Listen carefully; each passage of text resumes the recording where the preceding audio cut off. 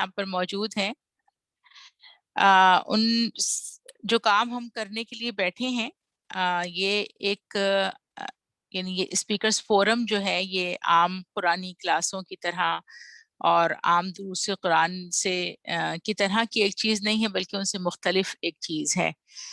اور یعنی اب تک تو جو ہم قرآن کی کلاس اٹینڈ کرتے ہیں یا تو یہ درس قرآن اٹینڈ کرتے ہیں، اور ہم میں سے اکثر لوگ یہی کرتے رہے ہیں کہ ہم جا کے اٹینڈ کرتے ہیں، بیٹھتے ہیں اور کوئی شخص بات کر رہا ہوتا ہے.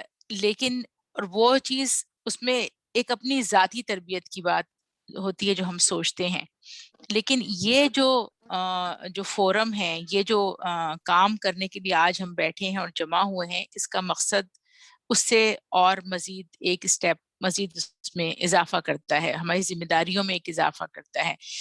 تو جب تک ہم کسی بھی چیز کا مقصد نہیں سمجھ لیتے، ظاہر ہے ہم اس کے بارے میں اپنے ذہن کو واضح نہیں کر لیتے، ہم اس سے وہ نتائج حاصل نہیں کر پاتے جو کہ اس سے حاصل کرنے چاہیے یا اس سے جو ہونے چاہیے.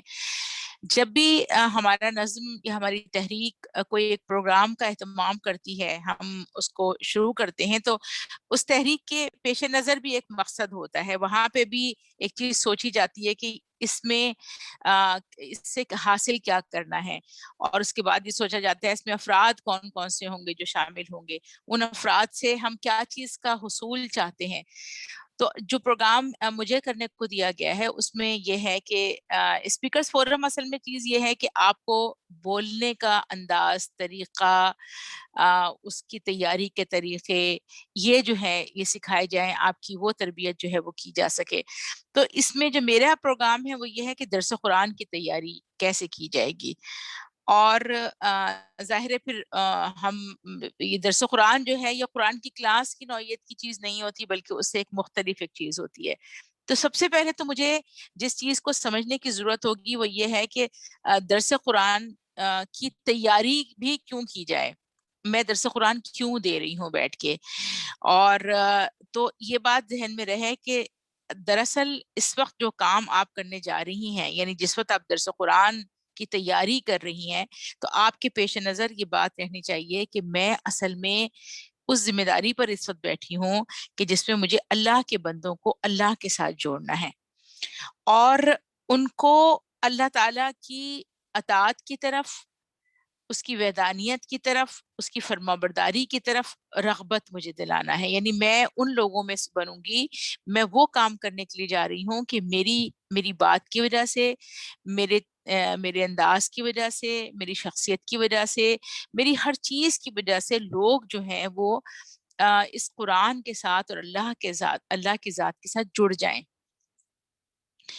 اس کے بعد اس کا ایک اور جو مقصد ہے وہ یہ ہے کہ جو اللہ تعالیٰ نے ہم پر ذمہ داری ڈالی ہے، اور وہ ذمہ داری ہے شہداء علی الناس، کہ ہم لوگوں تک بات کو پہنچائیں گے، اس گواہی کو آگے پہنچانا ہے.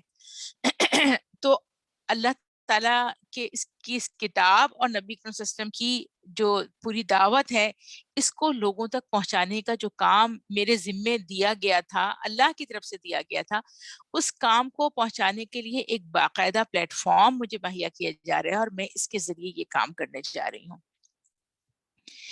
اس کے بعد جو چیز اور ذہن میں رہنی چاہیے وہ یہ رہنا چاہیے کہ جب میں لوگوں تک اس بات کو پہنچا رہی ہوں تو مجھے اپنی اس بات کے پہنچانے کے اندر اپنے ذہن کو وسیع رکھنا ہے، اور دین کا ایک ایسا تصور لوگوں کے سامنے دینا ہے جیسا کہ وہ قرآن اور سنت کے ذریعے اللہ اور اس کے رسول صلی اللہ علیہ وسلم نے پہنچایا تھا، یا جو ان کا مقصد تھا. اور اس کو پہنچانے کے لیے پھر ہمارے ذہن میں جو بات رہے وہ یہ کہ نبی کریم صلی اللہ علیہ وسلم کی تڑپ اور کوششیں کیا تھیں، آپ کی کیفیت کیا ہوتی تھی اس قرآن کو لیتے وقت حضرت جبرائیل علیہ السلام سے، اور اس کے بعد اس کو آگے منتقل کرتے وقت، اور منتقل کرنے کے بعد افراد کے ساتھ معاملہ کرتے وقت. یعنی آپ صلی اللہ علیہ وسلم کا جو طریقہ تھا، آپ صلی اللہ علیہ وسلم کا جو مقصد تھا، جو قرآن کے اندر بتایا گیا کہ لوگوں کا تزکیہ کرنا اور لوگوں کی زندگی کو ہر قسم کی ذہنی، فکری، عملی فزیکل ہر قسم کی برائیوں سے، ناپاکیوں سے ان کو پاک کرنا. تو یہ جو سارے مقاصد ہیں وہ درس قرآن کی جو تیاری ہے اس کے جو بنیادی مقاصد ہیں وہ یہ ہیں. اور جب یہ مقاصد ہمارے سامنے جتنے واضح ہوں گے اس ذمہ داری کا احساس بھی اتنا زیادہ گہرا ہوگا. اور پھر ہم یہ دیکھتے ہیں کہ اللہ تعالیٰ نے قرآن کے اندر ہم سے جو بات کہی ہے وہ یہ ہے وَمَنْ أَحْسَنُ قَوْلًا مِّمَّنْ دَعَا إِلَى اللَّهِ. اس شخص سے اچھی بات کس کی ہوگی کہ جس نے اللہ کی طرف بلایا، جس نے اللہ کی طرف دعوت دی. یعنی یہاں تو اب پہلی بات یہ بتائی گئی کہ وہ دعوت ہی بہترین دعوت ہے جس کی طرف بلایا جا رہا ہے. اس میں یہ بات نہیں بتائی جا رہی کہ وہ شخص بہت اچھا ہے کہ جو بلا رہا ہے، نہیں. ابھی جو بات بتائی جا رہی ہے کہ وہ بات بہت زبردست ہے جس کی طرف بلایا جا رہا ہے. وَمَنْ أَحْسَنُ قَوْلًا مِّمَّنْ دَعَا إِلَى اللَّهِ. اس سے بہتر بات کس کی ہے؟ جس سے لوگوں کو اللہ کی طرف بلایا. یعنی وہ بات بہت اچھی ہے جس کی طرف بلایا جا رہا ہے، لیکن اس بات کے اندر وزن کب پڑے گا؟ وَعَمِلَ صَالِحًا وَقَالَ إِنَّنِي مِنَ الْمُسْلِمِينَ. پھر جو اگلی بات ہے یہ اس شخص کی طرف بھی، یعنی اس کی بات کے اندر وزن اس وقت تک پیدا نہیں ہوگا جب تک وہ شخص خود عمل صالح کرنے والا اور فرما برداروں میں سے نہیں ہوگا. ایک شخص اگر سگریٹ پی رہا ہے تو وہ سگریٹ پیتے وقت لوگوں کو یہ نہیں کہہ سکتا کہ سگریٹ پینا بری بات ہے اور آپ سگریٹ نہیں پیا کریں. ایک شخص جبکہ خود برہنہ گھوم رہا ہے وہ لوگوں کو لباس کی طرف اور تقوی کے لباس کی طرف دعوت دیتے ہوئے بالکل مطلب اس کی بات چاہے کتنی دلائل کے ساتھ، کتنی مدلل اس نے بات کی ہو، کتنا بڑا اس نے یہ کام کیا ہو، لیکن ہم یہ نہیں سوچ سکتے کہ اس کی بات کے اندر کوئی وزن ہوگا. تو یہ بات تو بہرحال بے حد اچھی بات ہے. اس سے اچھی اور کوئی بات ہے ہی نہیں کہ جس کی طرف لوگوں کو بلایا جائے. چاہے ہم لوگوں کی طرف کو کسی بھی طرف بلا رہے ہوں، لیکن اللہ تعالیٰ نے ایک چیز طے کر دی کہ یہ سب سے بہتر بات ہے جس کی طرف بلائے. تو اس اعتماد کے ساتھ اس بات کو رکھنا کہ یہ سب سے بہتر بات ہے اور یہ کہنے والا کوئی اور شخص نہیں بلکہ خود اللہ تعالیٰ کی ذات ہے. لیکن یہ بہتر بات اس وقت افیکٹو ہوگی کہ جبکہ میں عمل صالح کرنے والی ہوں گی اور میں نے خود اپنے آپ کو اللہ کی اطاعت اور فرمانبرداری کے لیے دے دیا ہوگا. ہم جب درس قرآن کو تیاری یعنی جب آپ کریں تو اللہ کا شکر ادا کریں کہ جس نے آپ کو اور مجھے اس کتاب سے جوڑ دیا. کتنے سارے لوگ آپ کے سوسائٹی کے اندر ہیں، آپ کے معاشرے میں ہیں، آپ کے محلے میں ہیں، آپ کے خاندان میں ہیں، آپ کی بلڈنگ میں ہیں، آپ کے اطراف میں ہیں، آپ کی ورک پلیس پر ہیں، آپ کے بچوں کے اسکولوں میں ہیں، جو اپنی پوری پوری زندگیاں بغیر اللہ کی کتاب سے جڑے گزار دیتے ہیں. اس کے بعد اللہ نے آپ کے اوپر اس سے بڑا فضل یہ کیا کہ آپ لوگوں کو اللہ سے جوڑنے والی بن رہی ہیں، اللہ کی کتاب سے جوڑنے والی بن رہی ہیں. یہ اللہ کی کتاب وہ کتاب ہے کہ جس کو آپ پہنچانے کے لیے آج بیٹھی ہیں. یہ کتاب ہے کہ یعنی یہ تو ہوا شکر کا درجہ کہ میں اس پر اللہ کا شکر ادا کروں کہ میں ان لوگوں میں سے نہیں ہوں کہ جو زمین کے اندر اپنی زندگی کو ٹھوکریں کھاتے ہوئے گزار دیتے ہیں اور ان کو اس کا احساس نہیں ہوتا، بلکہ میں ان لوگوں میں سے ہوں جن پر اللہ نے یہ احسان کیا ہے کہ انہوں نے مجھے اس کتاب سے جوڑ دیا بغیر اس کے کہ میں نے کوئی بہت دعائیں مانگی تھیں، بہت محنتیں کی تھیں، بہت کوششیں کی تھیں. ایسا کچھ نہیں تھا. اور اس سے آگے بڑھ کے اللہ نے مجھے اس قابل سمجھا کہ وہ مجھے لوگوں کو اس کتاب سے جوڑنے والا بنا دے. اس کے ساتھ یہ ایک بڑی احساس ذمہ داری کی بات ہے. اور احساس ذمہ داری کس بات پر؟ کہ آپ اس بات کو سوچیں کہ یہ کتنی بڑی بات اور کتنی بڑی چیز ہے جس کی منتقلی کرنے آپ جا رہی ہیں. یہ وہ کام ہے کہ جس کو اللہ نے اپنے بڑے چنیدہ بندوں سے، بڑے سلیکٹڈ بندوں سے، اپنے انبیاء کرام سے لیا. آپ سوچیں یہ کتاب سب سے پہلے کس پر نازل ہوئی؟ حضرت جبرائیل علیہ السلام اس کو نبی کریم صلی اللہ علیہ وسلم کے اوپر لے کر آئے. سب سے پہلے اس بات کو پہنچانے والا فرد اللہ کے نبی تھے صلی اللہ علیہ وسلم. انہوں نے اس کو انسانوں تک پہنچایا. آج اللہ نے مجھے جس مقام پر رکھا ہے یہ کتنا بڑی ذمہ داری کا احساس ہے. یعنی نبی کریم صلی اللہ علیہ وسلم اس احساس ذمہ داری کے ساتھ ان کا کیا معاملہ ہو گیا تھا، وہ اٹھ کر کھڑے ہو گئے تھے. وہ انہوں نے حضرت خدیجہ سے یہ بات کی تھی کہ مجھے اپنی جان کی فکر ہے، اس لیے کہ جب میں اس بات کو پہنچاؤں گا تو لوگ میری جان کے در پہ ہو جائیں گے۔ آپ سوچئے جب آپ اس درس قرآن کی تیاری کر رہی ہیں، جن لوگوں تک آپ پہنچا رہی ہیں، اللہ نے آپ کو وہ آڈینس مہیا کیا ہے کہ جو آپ کی جان کے درپے نہیں ہے، لیکن آپ کو اپنی اپنی اپنا کھپانا، اپنی محنت، اپنی کوشش، فَلَعَلَّكَ بَاخِعٌ نَفْسَكَ عَلَىٰ آثَارِهِمْ إِن لَّمْ يُؤْمِنُوا بِهَٰذَا الْحَدِيثِ أَسَفًا، یعنی اس بات کی فکر کہ کیا لوگ اگر نہیں مانیں گے تو میری اپنی کیفیت کیا ہوگی، یا میں ایک ڈیلیوری مین کی طرح ہوتی ہوں کہ بس پہنچایا اور اس کے بعد میری ختم ہو گئی۔ تیسری جس بات کی آپ کو اس میں احساس رہنا چاہیے وہ یہ کہ اس اجتماعیت کی احسان مندی، دیکھیں جب تک اللہ تعالیٰ نبی صلی اللہ علیہ وسلم کی ایک حدیث ہے، آپ صلی اللہ علیہ وسلم نے فرمایا کہ جو شخص انسانوں کا شکر گزار نہیں ہوتا وہ اپنے خالق کا، جو مخلوق کا شکر گزار نہیں ہوتا وہ خالق کا شکر گزار بھی نہیں ہو سکتا۔ تو اجتماعیت ویسے تو آپ کو نظر آتا ہے کہ یہ کوئی ایک ایبسٹریکٹ سی ٹرم ہے، یا کوئی ایک ایسی ٹرم ہے کہ، لیکن بہرحال یہ انسانوں ہی کا ایک گروہ ہے جو کہ بدلتے رہتے ہیں، جو کہ مختلف اوقات میں مختلف لوگ ہوتے ہیں، یہ لیکن بہرحال یہ انسان ہوں گے۔ تو اس اجتماعیت کی احسان مندی اور احسان کا بدلہ اللہ تعالیٰ نے سورہ رحمان کے اندر جو بات بتائی ہے وہ یہی بات کہی ہے کہ اور احسان کی جزا احسان کے سوا کیا ہو سکتی ہے۔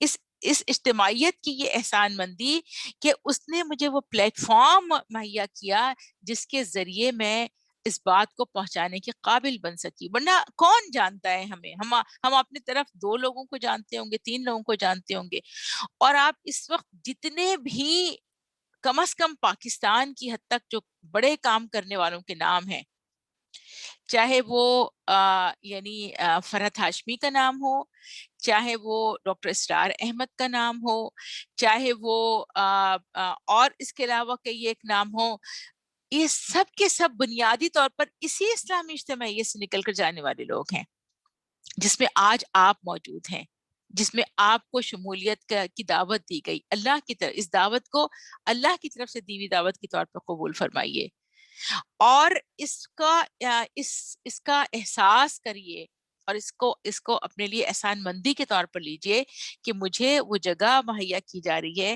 کہ جس کے ذریعے میں لوگوں تک جو ہے بات کو پہنچاؤں گی۔ آپ کو مواد اکٹھا کر کے دیا جاتا ہے، آپ کے لیے لوگوں کو جمع کیا جاتا ہے، آپ کے لیے مختلف جگہوں پر دروس قرآن کا اہتمام کیا جاتا ہے، اس کے لیے پوری پلاننگ کی جاتی ہے، آپ کو ٹاپکس دیے جاتے ہیں۔ اب آپ کو جیسے یہ پروگرام دیا جا رہا ہے، اس کے بعد اس درس قرآن کو یہ سوچ کر کریے کہ یہ ایک صدقہ جاریہ ہے جو آپ کے لیے ہو سکتا ہے، یہ آپ کے لیے حصول جنت کا ذریعہ ہے، یعنی بہت سارے ایسے کام جو آپ نے کیے ہوں گے، ہو سکتا ہے اس سارے کاموں پر یہ ایک کام بھاری ہو جائے۔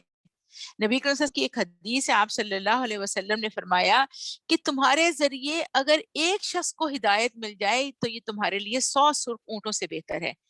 ہو سکتا ہے آج کی آپ کی گئی بات، یہ جو درس آپ تیار کر رہی ہیں، وہ جو دینے کے لیے آپ جا رہی ہیں، وہ کسی ایک شخص کی ہدایت کا ذریعہ بن جائے، اور وہ شخص ہزاروں کی ہدایت کا ذریعہ بن جائے، اور آپ کے ذمے وہ تمام انسانوں کی ہدایت کا اجر جو ہے وہ پہنچ جائے۔ تو یہ تو آپ کا یعنی اس بات کو شروع کرنے سے جو پہلے کی جو بات ہے اس کے لیے ہے۔ اس کے بعد پھر ہم جس چیز کی طرف آتے ہیں وہ یہ کہ ہمارے لیے اس کی تیاری کے مراحل اور اس کے درجات، اس کے درجے جو ہیں وہ کون کون سے ہیں، کہ اس کے یعنی اس میں آپ پہلی جو اس کی چیز ہے وہ ہے ذہنی تیاری، دوسری چیز ہے عملی تیاری، اور تیسری چیز ہے احساس ذمہ داری۔ اچھا، اب ذہنی تیاری کے اندر کون سی چیزیں ہیں جو آتی ہیں؟ ذہنی تیاری ان تینوں طرح کی تیاری، ہر تیاری سے سب سے زیادہ اہم چیز ہے، یہ سب سے اہم کام ہے، اور اس میں سب سے پہلا کام جو ہمیں کرنا ہے اپنی ذہنی تیاری کے اندر، کہ اللہ تعالیٰ سے اخلاص کی دعا مانگنی ہے۔ اللہ تعالیٰ سے اپنے عمل کے اندر استقامت کی دعا مانگنی ہے. اس کے ساتھ آپ درس کی تیاری شروع کریں. آپ کے اور میرے ذہن میں یہ بات نہ آئے کہ میری بات اتنی اس کے اندر کتنا وزن ہونا چاہیے، لوگ کیا کہیں گے کہ میں نے یہ بات، لوگ یاد رکھیں گے کہ یہ کتنا اچھا درس تھا.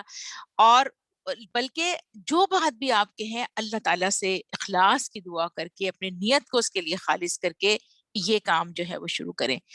اچھا، اس کے بعد پھر جو اگلا کام آپ کا ہوگا وہ یہ کہ اگر آپ کو موضوع کا تعین خود کرنا ہے یا آپ کو بتا دیا گیا ہے، یہ دونوں چیزیں ہو سکتی ہیں. بعض اوقات آپ سے یہ کہا جا سکتا ہے کچھ عرصے کے بعد کہ آپ ایک درس تیار کر لیں، اور اکثر و بیشتر یہ ہوتا ہے کہ آپ کو موضوع دیا جاتا ہے کہ یہ اس موضوع پر آپ شکر کے موضوع پر بات کریں. بعض اوقات آپ کو آیات دے دی جاتی ہیں کہ ان آیات پہ یا اس صورت کے اوپر آپ کو درس قرآن جو ہے وہ تیار کرنا ہے. جب آپ کو وہ آیات دے دی جائیں یا وہ آیات آپ اپنے لیے چن لیں تو ان آیات کو بار بار تلاوت کریں. پہلا جو مرحلہ ہوگا وہ یہ کہ ان آیات کے ساتھ اپنے آپ کو آپ کمفرٹیبل کریں. ان آیات کے اندر آپ کو پتا چلے کہ اللہ تعالیٰ نے اس میں کیا بات کہی، تو ان کی بار بار تلاوت کرنا. اس بار بار تلاوت کرنے میں لوگوں کسی اچھے قاری کو آپ سوچ سکتی ہیں کہ اس کی تلاوت کو بار بار سن کر اس کے ساتھ پڑھنا. اس میں کیا ہوگا کہ آپ اپنی تجوید بہتر کریں گی، اور جب آپ درس دینے کے لیے جائیں گی تو آپ غلط چیزوں کو نہیں پڑھیں گی. یہ بہت ہی ایک سب سے پہلا نیگیٹو امپیکٹ جو پڑے گا وہ یہ کہ آپ کی تلاوت جو ہے وہ غلط ہے، اس کے اندر جو ہے وہ غلطیاں آ گئیں. تو ایک بات تو اس سے یہ ہوگی. دوسری بات یہ ہے کہ جن آیات کو آپ نے تلاوت کیا ان کا ترجمہ بھی بار بار پڑھیں اور ان کے اوپر غور و فکر کریں. چلتے پھرتے غور و فکر کرنا، سوچنا.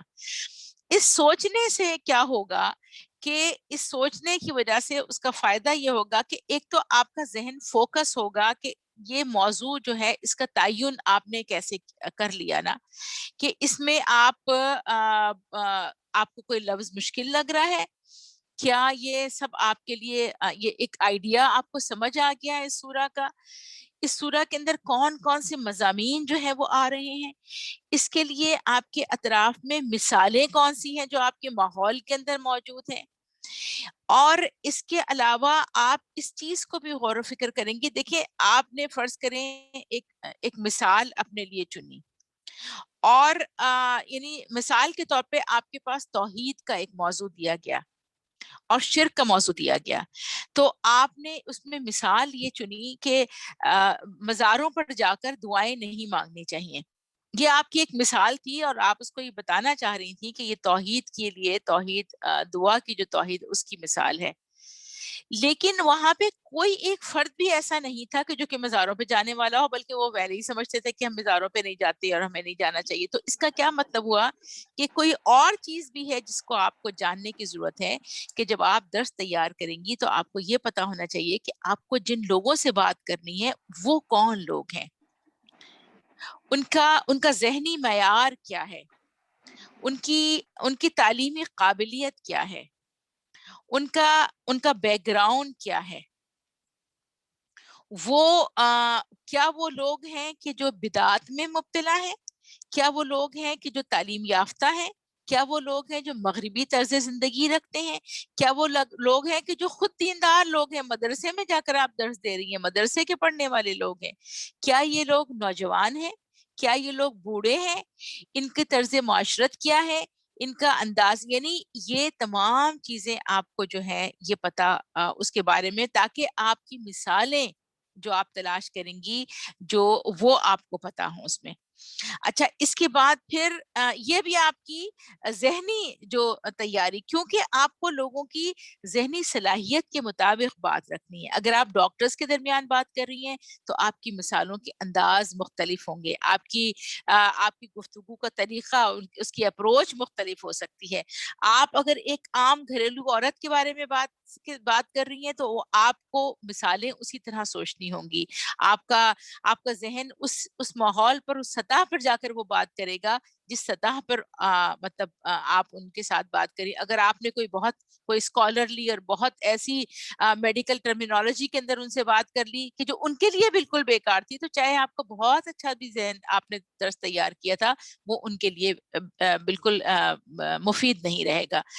تو اس چیز کے کرنا, اور اس ذہنی تیاری کے اندر جو چیز شامل ہے وہ یہ کہ اپنے لیے چلتے پھرتے دعا یہ کرنا کہ اللہ تعالیٰ مجھے اس بات کی سمجھ عطا فرما دیجئے, اللہ تعالیٰ مجھے اس بات کی گہرائی عطا کر دیجئے, اور اللہ تعالیٰ میری بات کے اندر اثر رکھ دیجئے, وزن رکھ دیجئے, اس کو میرے لیے صدقہ جاریہ بنا دیجئے, میری نیت کو اپنے لیے بالکل خالص رکھیے گا.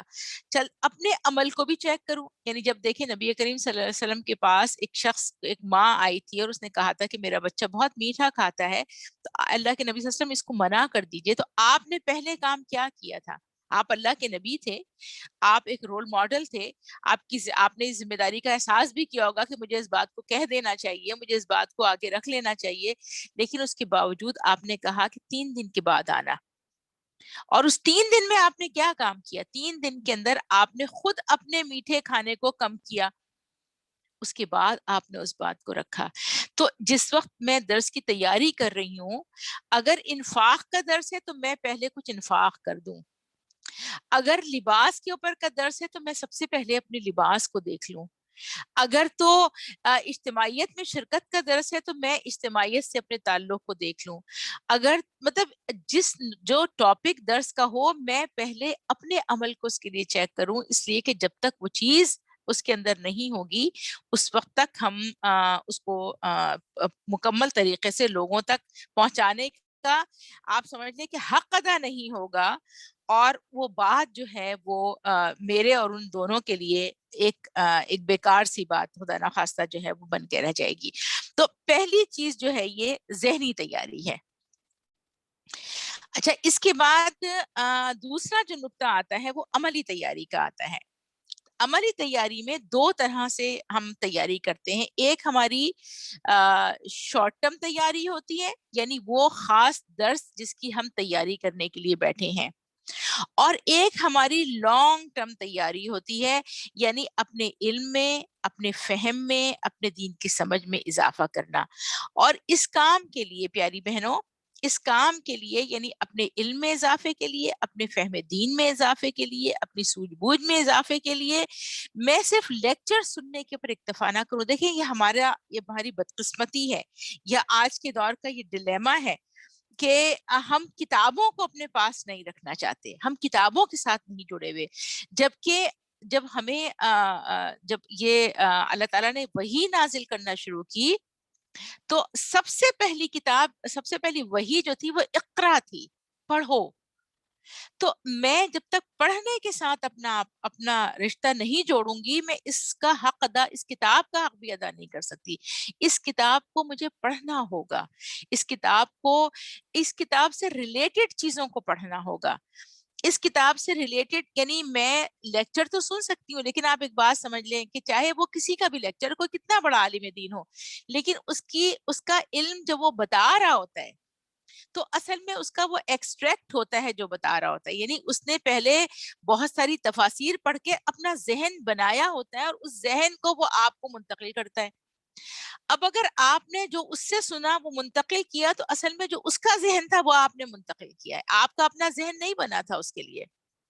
آپ کا اپنا ذہن کب بنے گا؟ جبکہ آپ خود تفسیر کا مطالعہ کریں گی, ایک سے زیادہ تفاسیر کا مطالعہ کریں گی, آپ احادیث کو پڑھیں گی, آپ لٹریچر کو پڑھیں گی, اس سے آپ اخذ کریں گی. اس اخذ کرنے کو آپ سن بھی لیں بے شک, لیکن اس اخذ کرنے کے اندر جو قوت ہوگی, اس کو منتقل کرنے کے اندر جو اخلاص ہوگا, جو سچائی ہوگی, جو کمٹمنٹ ہوگا, جو قوت ہوگی, وہ نہیں ہو سکتی جبکہ آپ صرف سن کے کسی کا اور اپنے آپ اس کو دہرا رہی ہوں گی. اور جیسے ہم پڑھتے ہیں اسکالرز کا, ابن تیمیہ کے بارے میں پڑھتے ہیں کہ وہ صحراؤں میں نکل جاتے تھے اور اللہ سے دعا مانگا کرتے تھے کہ اللہ تعالیٰ اس آیت کی مجھے سمجھ نہیں آ رہی ہے کہ آپ اس آیت کو سمجھا دیں. حالانکہ وہ ابن کثیر کے شاگرد تھے، وہ پڑھ لیتے صرف ایک ابن کثیر اور اس کے بعد جو بھی اس میں لکھا تھا اس کو آگے بیان کرتے تھے. لیکن ظاہر ہے میں اور آپ مفسرین نہیں ہیں، ہم کوئی تفسیر لکھنے نہیں جا رہے ہیں، لیکن اس کے باوجود بھی آپ کی اپنا ذہن کسی بات کے اوپر اس کا مطمئن ہونا، سمجھنا، غور و فکر، اسی سے آپ کو مثالیں سمجھ آئیں گی، اسی سے آپ کو سمجھ آئے گا کہ آپ کے اطراف میں کیا ہو رہا ہے. تو یہ جو ایک لانگ ٹرم پلاننگ ہے یہ بہت اہم ہے آپ کی شارٹ ٹرم تیاری کے لیے. خود مجھے مطالعہ کرنا آتا ہو اور اسے اخذ کرنا پھر آئے. اچھا پھر آپ دیکھیں کہ کیسے اس مطالعے کے اسٹیپس کیا ہیں یا اس کا طریقہ کیا ہے. ایک پہلی بات جو ہوگی وہ یہ ہوگی کہ مثال کے طور پہ اگر آپ نے ایک آپ کو انفاق پر درس کرنے کے لیے کہا گیا تو آپ نے تفاسیر نکالی، آپ نے تفہیم القرآن نکالی، سب سے آسان تفسیر ہے اور بہت ہی یعنی موٹیویٹ کرنے والی تفسیر ہے. آپ نے معرف القرآن نکالی، اس میں فقہی طور پہ چیزیں سامنے آئیں گی. آپ نے تدبر قرآن نکالی، اس میں آپ کو آیتوں کا ایک آیت سے دوسری آیت کا اور ایک سورہ سے دوسری سورہ کا لنک آپ کو سمجھ میں آئے گا. آپ نے فی ظلال القرآن نکالی، اس کے ذریعے آپ کو آج کے دور میں کس طریقے سے انہوں نے اس کو ریلیٹ کیا ہے وہ بات بھی آپ کو سمجھ میں آئے گی. یعنی مختلف قسم کی تفاسیر آپ نے اس کے اندر نکالی اور آپ نے ان کو پڑھا. اور اس کا پہلا طریقہ یہ ہوتا ہے کہ قرآن کو قرآن سے سمجھیں. یعنی قرآن کی اس آیت کو کہ جہاں اللہ نے انفاق کی بات کی ہے، آپ تفہیم القرآن کے انڈیکس میں مختلف قسم کے جو والیوم 1 نکالیں، والیوم 2 نکالیں، 3 4 5 6 جتنا بھی آپ کے پاس وقت ہے اس کو نکال کر آپ الف کے اندر جائیے، انفاق دیکھیے، انفاق فی سبیل اللہ، اس میں مختلف آیات انہوں نے جو اس کے اندر رکھی ہیں اس تک آپ جائیے اور وہاں جا کے آپ کو پتہ چلے گا کہ اچھا یہ مختلف آیتیں ہیں. قرآن کو قرآن سے سمجھنا. پھر دوسری چیز یہ ہے قرآن کو حدیث سے سمجھنا. قرآن کو قرآن سے سمجھیں گے کس طرح کہ قرآنی آیات اس ریفرنس کی تلاش کریں. قرآن کو حدیث سے سمجھنا یعنی آپ پھر احادیث تلاش کریں گی کہ نبی صلی اللہ علیہ وسلم نے اس بات کو کیسے سمجھا تھا، صحابہ کرام نے اس بات کو کیسے سمجھا تھا. پھر اس کو قرآن کو موجودہ حالات میں سمجھنا. اس کے لیے آپ مفسرین کی جو تفاسیر ہیں اس کو دیکھیں گی، نبی صلی اللہ علیہ وسلم کی سیرت کو دیکھیں گی. آپ کو سیرت پڑھنے کی عادت ہونی چاہیے اور آپ سیرت کو اس کو پڑھیں گی. اس کے بعد موجودہ حالات سے اس کو میں اس قرآن کی تطبیق کرنا کہ آج کے دور میں اس کا کیا مقصد ہے، آج کے دور میں غض بصر کیسے ہوگا، آج کے دور میں وہ جو جس کو آپ کہتے ہیں کلام دل فریب وہ کیا ہے، آج کے دور کا کلام دل فریب کیسے، وہ کیسے میں اس کو اپروچ کرتی ہوں اور کیسے میں اس سے بچ سکتی ہوں. آپ لونڈیوں کی بات صرف کر کے بات کو ختم نہیں کر سکتی ہیں، بلکہ آپ کو تو اس کے لیے آپ کو اخبارات پڑھنے پڑیں گے، آپ کو رسائل پڑھنے پڑیں گے، آپ کو دینی جرائد پڑھنا پڑے گا، آپ کو ترجمان القرآن جو ہے وہ پڑھنا پڑے گا. تو یہ تمام چیزیں آپ کو عملی تیاری کے لیے چاہیے. اچھا اب عملی تیاری کے اندر جو اس خاص درس کی تیاری ہے اس کے اندر آپ کو یہ دیکھنا پڑے گا کہ ان آیات کو جب آپ نے پڑھا، ان آیات سے ریفرنس آپ نے دوسری آیات کا تلاش کیا، اس سے آپ نے حدیث کو تلاش کیا، ان سب کو آپ نکات کے اندر اپنے پاس چھوٹے چھوٹے جملوں کے اندر لکھتے جائیں. اس کے اندر آپ کو اگر ہائی لائٹ کرنا ہے تو وہ کریں، لیکن کسی ایک جگہ آپ اس کو اپنے چھوٹے چھوٹے پوائنٹس کے اندر لکھیں، لیکن پوری تفصیل لکھنے کی ضرورت نہیں ہے، اس لیے کہ تفصیل لکھنے سے انسان کی اس تفصیل کو پڑھنے کی ٹینڈنسی بنتی ہے جو کہ کسی وقت تو شاید چل جائے لیکن اکثر و بیشتر وہ نہیں اس کے اندر ہوتی ہے. پھر آپ یہ دیکھیں کہ اس درس کو جو آپ تیار کر رہی ہیں اس کے لیے جب آپ نے پورا مواد جو ہے وہ جمع کیا تو اب آپ یہ دیکھیں کہ میرے پاس وقت کتنا ہے اور مواد کتنا ہے. بعض اوقات بلکہ اکثر اوقات جب ہم ابتدان درس تیار کرتے ہیں تو ہمارے پاس مواد بہت زیادہ ہوتا ہے اور وقت ہمارا کم ہوتا ہے. اب اس کے اندر یہ دوڑ ہوتی ہے کہ ہم وقت کے اندر اس لمیٹڈ پیریڈ آف ٹائم کے اندر کس طرح سے اپنے بات کو مکمل کریں کہ میں اپنے اہم نکات کو نہ چھوڑ دوں. تو اس کے اندر آپ کو یہ دیکھنا ہوگا کہ آپ کو کمی بیشی کر کے ایک ترتیب دینی ہوگی کہ یہ میرے سب سے امپورٹنٹ نکات ہیں جو کہ ضرور جانے چاہیے، اور اگر میرے پاس وقت ہوگا تو میں ان نکات کو بھی اس کے اندر ایڈ کر سکتی ہوں. اچھا جو بات بھی آپ رکھیں وہ آپس میں مربوط ہو.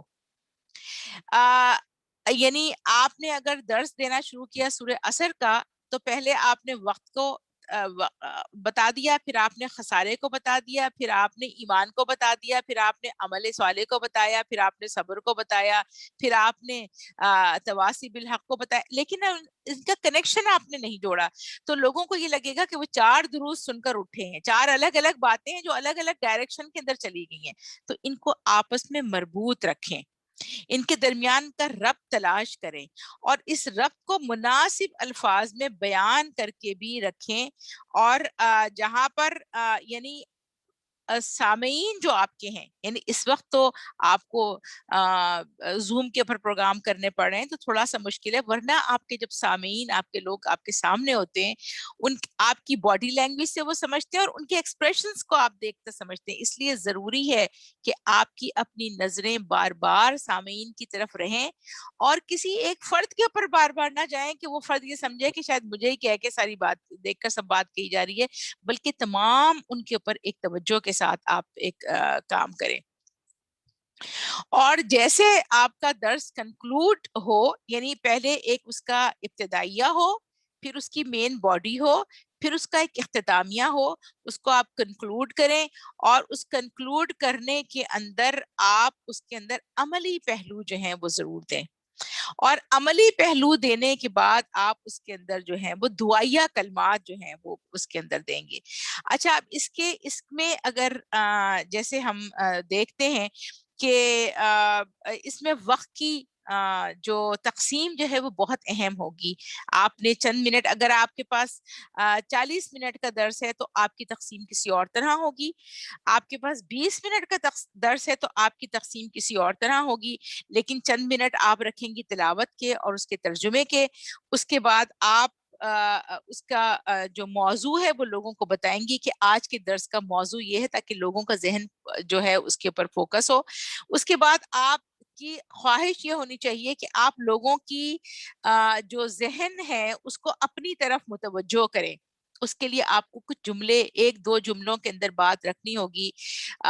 مطلب آپ اس کو تلاش، جیسے یہ بھی آپ کہہ سکتی ہیں کہ اتنی پوری سوسائٹی کے اندر آپ وہ واحد فرد ہیں کہ جن کو اللہ نے اس کام کے لیے چنا. ظاہر ہے اب میں اپنی ذات کو، جس طرح میں نے آپ سے ایک بات رکھی، اس میں آپ محسوس کرتی ہیں کہ مجھے اس کے اندر انوالو ہونے کی ضرورت ہے، مجھے اس کے اندر شامل ہونے کی ضرورت ہے. آپ کے اندر یہ احساس پیدا ہوتا ہے کہ اللہ تعالیٰ نے آپ کے اوپر ایک خاص کرم اور رحم کیا، اور یہ بہت ضروری ہے تاکہ آپ لوگوں کی توجہ کو اس کی طرف جو ہے وہ مبذول کرا سکیں.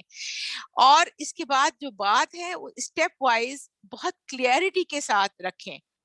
مثلاً آپ اگر کوئی چیز کہہ رہی ہیں، نامکمل بات کو نہ رکھیں. یعنی کوئی سوچ، اگر کوئی چیز امپورٹنٹ ہے اس کو بار بار ریپیٹ کریں.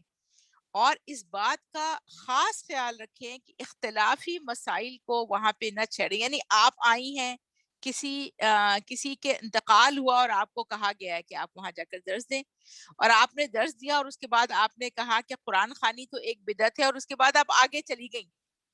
اب آپ نے وہاں ہو سکتا ہے کہ بہت سارے ایسے لوگوں کو کنفیوز کر دیا ہو کہ جن کو اس کا اگلا پچھلا کچھ بھی نہیں پتا تھا کہ بدعت کسے کہتے ہیں. قرآن خوانی کیوں بدعت ہو سکتی ہے جبکہ ہم تو قرآن ہی پڑھ رہے ہیں؟ بدعت کا کیا میری زندگی میں واقعی کوئی بدعت بھی موجود ہے؟ میں تو اس کو ایک نیکی کا کام سمجھ کے کر رہی ہوں. تو وہ موقع نہیں ہے اس بات کو رکھنے کے لیے، وہ ایک الگ موقع ہوگا، وہ ایک الگ محفل ہوگی، وہ ایک الگ انداز، جب آپ کے پاس کوئی اور وقت ہوگا جس کو آپ بدعت کو بھی سمجھا سکیں، بدعت کے طریقوں کو سمجھا سکیں، موجودہ رائج بدعتوں کو سمجھا سکیں. تو اختلافی اور فقہی معاملات کو چھیڑنے سے پرہیز کریں. پھر موضوع کو حالات حاضرہ سے جوڑنے کے لیے، جس طرح میں نے آپ سے بتایا کہ اپنے آپ کو حالات حاضرہ سے واقف رکھنے کی ضرورت ہے. آپ کہیں گئیں اور اس میں آپ سے ایک ایسا سوال اٹھا دیا گیا کہ جس سے آپ نہ اس کی الف سے واقف تھی نہ اس کی بے سے واقف تھی. اب آپ اس کو کیا جواب دیں گے؟ اس کا کوئی جواب آپ کے پاس نہیں. تو ترجمان القرآن ایک بہت اچھی کتاب ہے جس میں رسالہ ہے، جس میں پرسپیکٹو کے ساتھ آتا ہے. اگر نہیں آ رہا، آن لائن اویلیبل ہے، آپ اس کو آن لائن پڑھا کریں، اپنے لیے ایک پوائنٹ بنائیں. اس میں آپ کو پرسپیکٹو ملے گا کہ جو پالیسیز بن رہی ہیں وہ کس اس میں بن رہی ہیں، جو یعنی میں کسی حالات دنیا کے مختلف ممالک میں کیا ہو رہا ہے، اسلامی تحریکیں کس طرح کام کریں، یہ آپ کو ایک پرسپیکٹو ملنے والی بات ہوتی ہے۔ اس کے بعد یہ ہوتا ہے کہ بعض اوقات ایک بات ہم نامکمل کہہ کے اس کو آگے بڑھ جاتے ہیں تو غلط سوچ جو ہے منتقل ہوتی ہے۔ مثلا آپ نے یہ بات کہی کہ آپ توکل اللہ کے اوپر درس کر رہی ہیں، تو آپ نے یہ بات کہی کہ اسباب کے اوپر نہیں توکل کرنا چاہیے، اللہ پر توکل کرنا چاہیے، اور اسباب جو ہے، تو اب آپ بتائیے کہ آپ نے یہ بات تو کہہ دی کہ اسباب کو ترک کر کے اللہ پر توکل کریں، لیکن اب اس میں بتائیں کہ کیا اس کو ایکسپلین کیسے کریں گی؟ مثلا آپ اس میں یہ جملہ کہیں گی کہ محض دعا سے کچھ نہیں ہوتا بلکہ عمل سے ہوتا ہے۔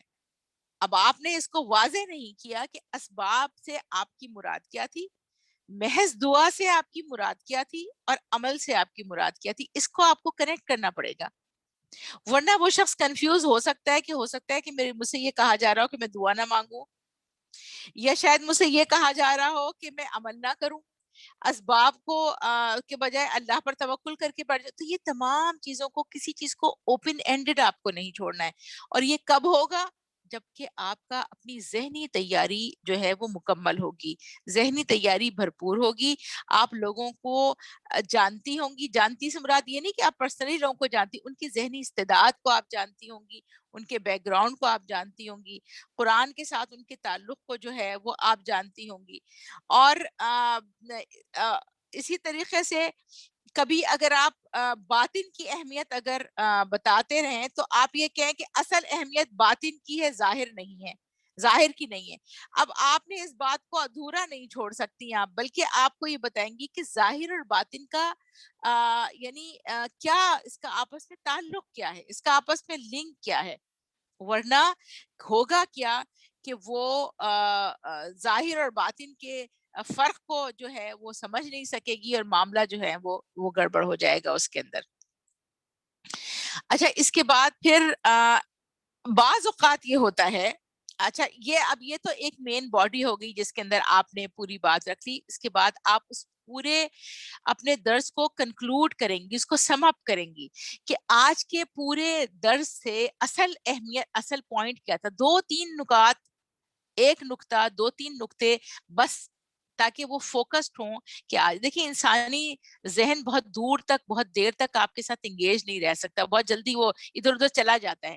تو لوگوں کو متوجہ کرنے کے لیے ضرورت ہے اپنی باڈی لینگویج سے کام لیں، اپنے جیسچر سے کام لیں، اپنے آئی کانٹیکٹ سے کام لیں، اور ان مثالوں سے، ان سوالوں سے کام لیں۔ ایسے سوال بیچ میں رکھیں درس کے کہ جس سے لوگ سوچنے پہ مجبور ہوں، وہاں پہ بیٹھ کے وہ آپ کے ساتھ جو ہے وہ چلیں۔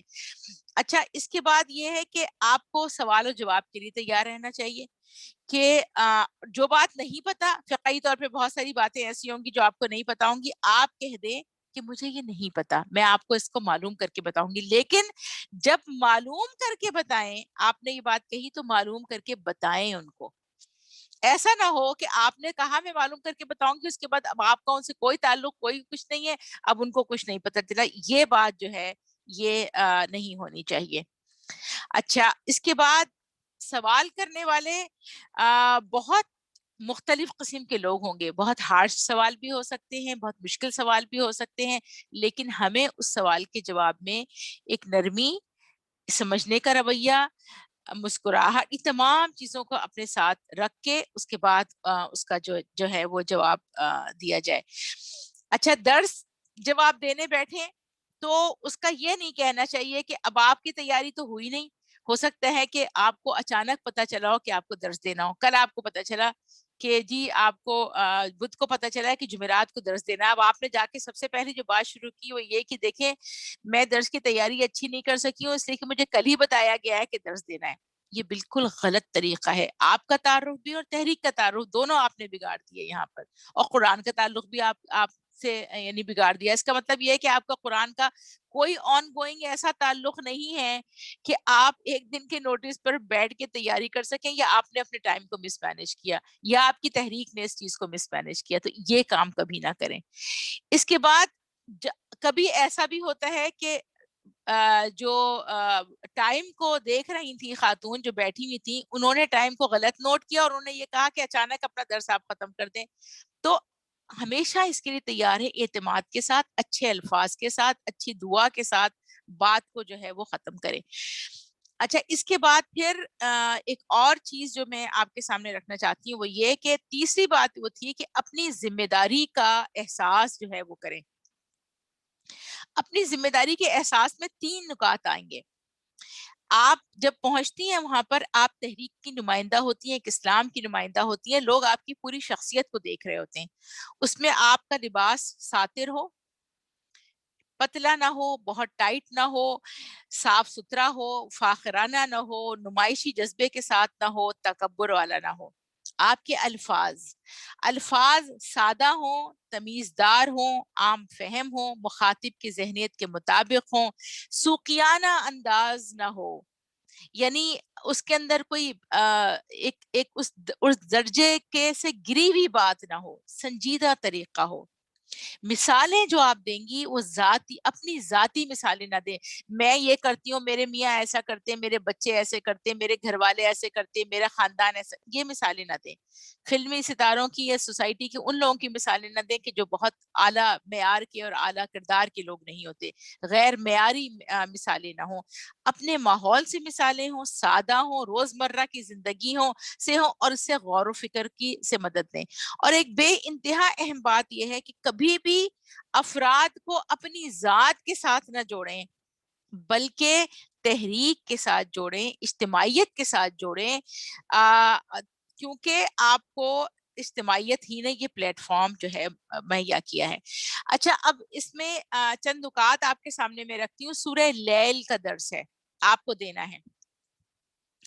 اس کی تلاوت ہوئی، اس کا ترجمہ ہوا، اس کو بتایا گیا یہ مکی یا مدنی کون سی سورہ ہے یہ بتا دیں۔ اس میں اس کا موضوع، اچھا اب جب بھی آپ تیار کریں گی تو اس کا جو انڈیکس اس کو ضرور پڑھ لیں، انڈیکس کو بھی دیکھ لیں، اور اس کا جو مقدمہ ہے اس سورہ کا اس کو ضرور پڑھیں تفہیم القرآن میں سے۔ اور اس کے بعد یہاں پر آپ دیکھیں کہ اس سورہ کا اصل موضوع کیا ہے۔ اس کا اصل موضوع یہ ہے کہ انسان کی کوششیں 2 طرح کی ہیں، اچھی بھی ہیں بری بھی ہیں۔ ایک نیک بھی شخص ہو سکتا ہے، ایک بد بھی شخص ہو سکتا ہے، اور یہ اس کس بات پر دلیل ہے کہ لوگوں کے انجام جو ہیں وہ مختلف ہوں گے۔ یہاں قسمیں کھائی گئی ہیں، ان قسموں کا بتائیں کہ کس چیز کی قسمیں کھائی گئی ہیں۔ وہ 2 اپوزٹس کی قسمیں کھائی گئی ہیں، دن جو ہے وہ روشن ہے اور چھا جانے والا ہے، رات جو ہے وہ تاریک ہے، نر اور مادہ ہیں۔ اور جس طرح یہ دونوں چیزیں بالکل ایک دوسرے سے مختلف ہیں، ان کے اثرات بھی مختلف ہیں، اسی طرح انسان کی کوششیں یعنی ان کے اعمال بھی مختلف ہیں۔ اور دونوں مختلف قسم کی کوششیں، یعنی اس میں پھر 3 اچھی خصوصیات بتائی گئی ہیں اور 3 بری خصوصیات بتائی گئی ہیں، ان کی تشریح ہو، اور اس سے معاشرے سے آپ اس میں مثالیں دیں کہ اچھی کوششیں کون سی ہیں اور بری کوششیں کون سی ہیں۔ اور اس طرح جیسے مطلب قسموں میں مختلف اثرات ہیں، اسی طریقے سے انسان کے اعمال کے مختلف اثرات ہیں، ان کی شکلیں الگ ہیں، ان کے نتائج الگ ہیں، ان کے اثرات الگ ہیں۔ اور اچھی خصوصیات دنیا میں بھی انسان کی نیکی کی طرف رہنمائی کرتی ہیں، اور بری خصوصیات برائی کے راستے کی طرف رہنمائی کرتی ہیں۔ اور جس طریقے سے اللہ نے دن اور رات کو، نر و مادہ کو بنایا، وہ دنیا اور آخرت کا مالک بھی وہ ہے، اور 2 مختلف کوششوں کے اثرات آخرت میں بھی مختلف ہوں گے۔ اچھے اعمال کا یہاں پہ انفاق فی سبیل اللہ کے ذریعے خصوصیت سے تذکرہ کیا گیا ہے، اور آخر میں اس سورہ کو کنکلوڈ کر کے آپ واضح کریں کہ اللہ تعالیٰ نے اس سورہ میں ہمیں یہ حقیقت بتائی ہے کہ ہماری آخرت کے انجام کا انحصار ہماری دنیا میں کی گئی کوششوں پر ہے، اس لیے ہمیں اپنی دنیا کی زندگیوں کو درست رکھنے کی کوشش کرنی چاہیے۔ اس کے بعد آپ دعا کریں، اور دعا کے بعد اس کا وہ ختم کریں۔ تو اب یہاں پر اگر آپ نے سورہ لیل میں پورا درس ہی انفاق پر دے دیا، تو آپ سورہ لیل پر درس نہیں دے رہی بلکہ انفاق پر درس دے رہی ہیں۔ پھر آپ کو وہ آیات الگ چوز کرنی پڑیں گی، لیکن سورہ لیل کا اگر درس ہے تو اس کا انداز جو ہے وہ اس طریقے سے ہوگا۔ اسی طریقے سے ظاہر ہے آپ کو کچھ نوٹس دیے جائیں گے جس میں یہ بتایا جائے گا کہ آپ کو کون کون سی یعنی جو جو صورتیں آپ کو دی جا سکتی ہیں، اس میں سے آپ کس کس طریقے سے اس کو کنکلوڈ کریں۔ لیکن جو بات اصل میں اہم بات ہے وہ یہ کہ آپ کو اس بات کی سمجھ آئے، جو باتیں، جو نکات میں نے آپ کے سامنے رکھے تھے، کہ سب سے پہلے آپ کے اندر اس درس قرآن کی تیاری کا مقصد آپ کو پتہ ہو، آپ کے اندر اللہ کے شکر کا جذبہ موجود ہو، اس کتاب کے ساتھ شکر گزاری کا جذبہ موجود ہو، اپنی ذمہ داری کا اور بات کو پہنچانے کی جو ذمہ داری اس کا احساس موجود ہو، اجتماعیت کے لیے احسان مندی موجود ہو، اپنے لیے اس کو آخرت کا سرمایہ بنانے کی جو ہے احساس وہ موجود ہو، پھر آپ تیاری کے جو مراحل ہیں اس کے 3 چیزوں کو، ذہنی تیاری آپ کی ہو، آپ اس میں سب سے امپورٹنٹ چیز اپنی نیت کا اخلاص ہے، اللہ کو راضی کرنے کے لیے ہو، آپ کی عملی تیاری ہو، اور اس کے بعد آپ اس کے اندر یہ دیکھیں گی کہ ذمہ داری کا احساس یعنی لباس، آپ کے الفاظ اور آپ کی مثالیں، اور اس میں خاص طور پہ بات یہ رکھیں کہ جو افراد آپ کے ذمے آئے ہیں جن کو آپ یہ درس دے رہی ہیں، ان کا معاملہ یہ ہے کہ وہ ایک امانت ہے جو آپ کے پاس آئی ہے، ان کا تزکیہ کرنا آپ کا کام ہے، ان کی تربیت کرنا کام ہو سکتا ہے یہ وہ شخص کو اس میں بیٹھا ہو جو صرف ایک درس سنے اور اس کے بعد کبھی وہ نہ سنے، تو وہ ایک درس اس کے لیے اتنا امپیکٹ فل ہو کہ وہ زندگی بھر اس چیز کو یاد رکھے اور اس کی زندگی اس سے بدلے۔ اور اس بات کا بھی یعنی ذہن میں رکھیں کہ ہو سکتا ہے کہ یہ بھی ہمارا آخری ہی درس ہو، اور تو میں اس کی اچھی تیاری کر کے آؤں، اور اس چاہے آپ کتنی پرانی مدرسہ ہوں لیکن کبھی اس پر ڈیپینڈ نہ کریں کہ میرے جو نوٹس پہلے کے رکھے میں ان کو دوبارہ دہرا دوں، اس لیے کہ آپ کی ذہنی استعداد بڑھتی ہے، آپ کے مطالعہ بڑھتا ہے، آپ کی آبزرویشن بڑھتی ہے، ماحول بدلتا ہے، حالات بدلتے ہیں، واقعات بدلتے ہیں، نئی مثالیں آتی ہیں، تو وہ لکھے لکھائے درس کو طوطے کی طرح سے دوبارہ دہرا دینا، اس کی کبھی عادت نہ ڈالیں، اور کبھی اس بات کو نہ سوچیں کہ آپ اتنی مضبوط اور اتنی پرانی ہو چکی ہیں کہ بغیر تیاری کے بھی درس دے سکتی ہیں۔ یہ دونوں انتہائی ڈیڈلی چیزیں ہیں جس سے ہمیشہ اپنے آپ کو بچا کے رکھیں۔ اللہ تعالیٰ سے دعا ہے کہ جو کچھ میں نے کہا، جو کچھ آپ نے سنا، اس کے بہترین پہلو کی طرف ہماری رہنمائی کرے، اور اس بات کو میرے اور آپ کے لیے صدقہ جاریہ بنا دے۔ وقول قولی ھذا، اللہ تعالیٰ ہماری بات کو قبول کر لے۔ ربنا تقبل منا انک انت السمیع العلیم۔ السلام علیکم ورحمۃ اللہ وبرکاتہ۔ وعلیکم السلام ورحمۃ اللہ۔ جزاک اللہ خیرن کثیرن سیما آپا، بہت اچھی طریقے سے ماشاءاللہ ہم کو رہنمائی دی ہے اس وقت درس کی تیاری کے سلسلے میں، عملی تیاری، ذہنی تیاری کس طرح کرنی ہے۔ مجھے امید ہے کہ ہماری بہنوں کے ذہنوں میں اگر کچھ سوالات ہوں گے تو ان کو اس کے بھی جواب مل گئے ہوں گے، کیونکہ ماشاءاللہ سیما آپا نے بہت تفصیل سے ہر چیز بیان کی ہے۔ پیاری بہنوں، ہم آگے بڑھتے ہیں۔ ہمارا اگلا پروگرام جو ہے وہ عقیدہ توحید پر ہے۔ ہماری شبنم آپا ہمیں عقیدہ توحید کے بارے میں بتائیں گی۔ شبنم آپا۔ السلام علیکم ورحمۃ اللہ وبرکاتہ۔ وعلیکم اعوذ السلام باللہ ورحمۃ من اللہ۔ الشیطان الرجیم، بسم اللہ الرحمن الرحیم۔ ہاں جی، کام بہت مشکل ہے، اور اللہ تعالیٰ ہم سب کو ایک دوسرے سے سیکھنے سکھانے کی توفیق عطا فرمائے، اور بس یوں ہی سمجھیں کہ جیسے یہ اس مقصد کے لیے اسپیکرز فورم رکھا گیا کہ ہم تھوڑے وقت میں جو ہے وہ پورے اسلام کو یا اس کے جو اہم ترین موضوعات ہیں اس کو سیکھنے کی کوشش کریں۔ اور ظاہر ہے کہ یہ اب جیسے عقیدہ توحید ہی ہے، وہ ایک تہائی قرآن ہے، اور کس طریقے سے اس ٹاپک کو سیکھا جائے کہ ساری بات جو ہے وہ، یعنی جہاں سے بھی ہم پھر اس کو پڑھیں ہمیں سمجھ میں آنا شروع ہو جائے۔ تو جیسے آپ یہ دیکھیے کہ میں نے یہ بات رکھی ہے کہ ہمیں ٹیچر بننا ہے، استاد بننا ہے، اور استاد بننے سے پہلے آپ کو پتہ ہے کہ دنیا میں کسی بھی سبجیکٹ کے اوپر مہارت جب تک نہیں ہوگی اس وقت تک جو ہے وہ استاد کا کام ہم کر نہیں سکتے۔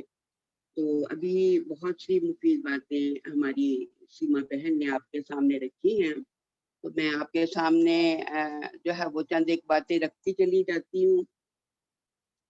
دیکھیے، یہ جو ہم نے دین سکھانا ہے، دین اسلام، تو اس کی ایک پوری پکچر ہمارے سامنے ہونی چاہیے کہ دین اسلام کیا ہے، کیا چیز سکھانے جا رہے ہیں.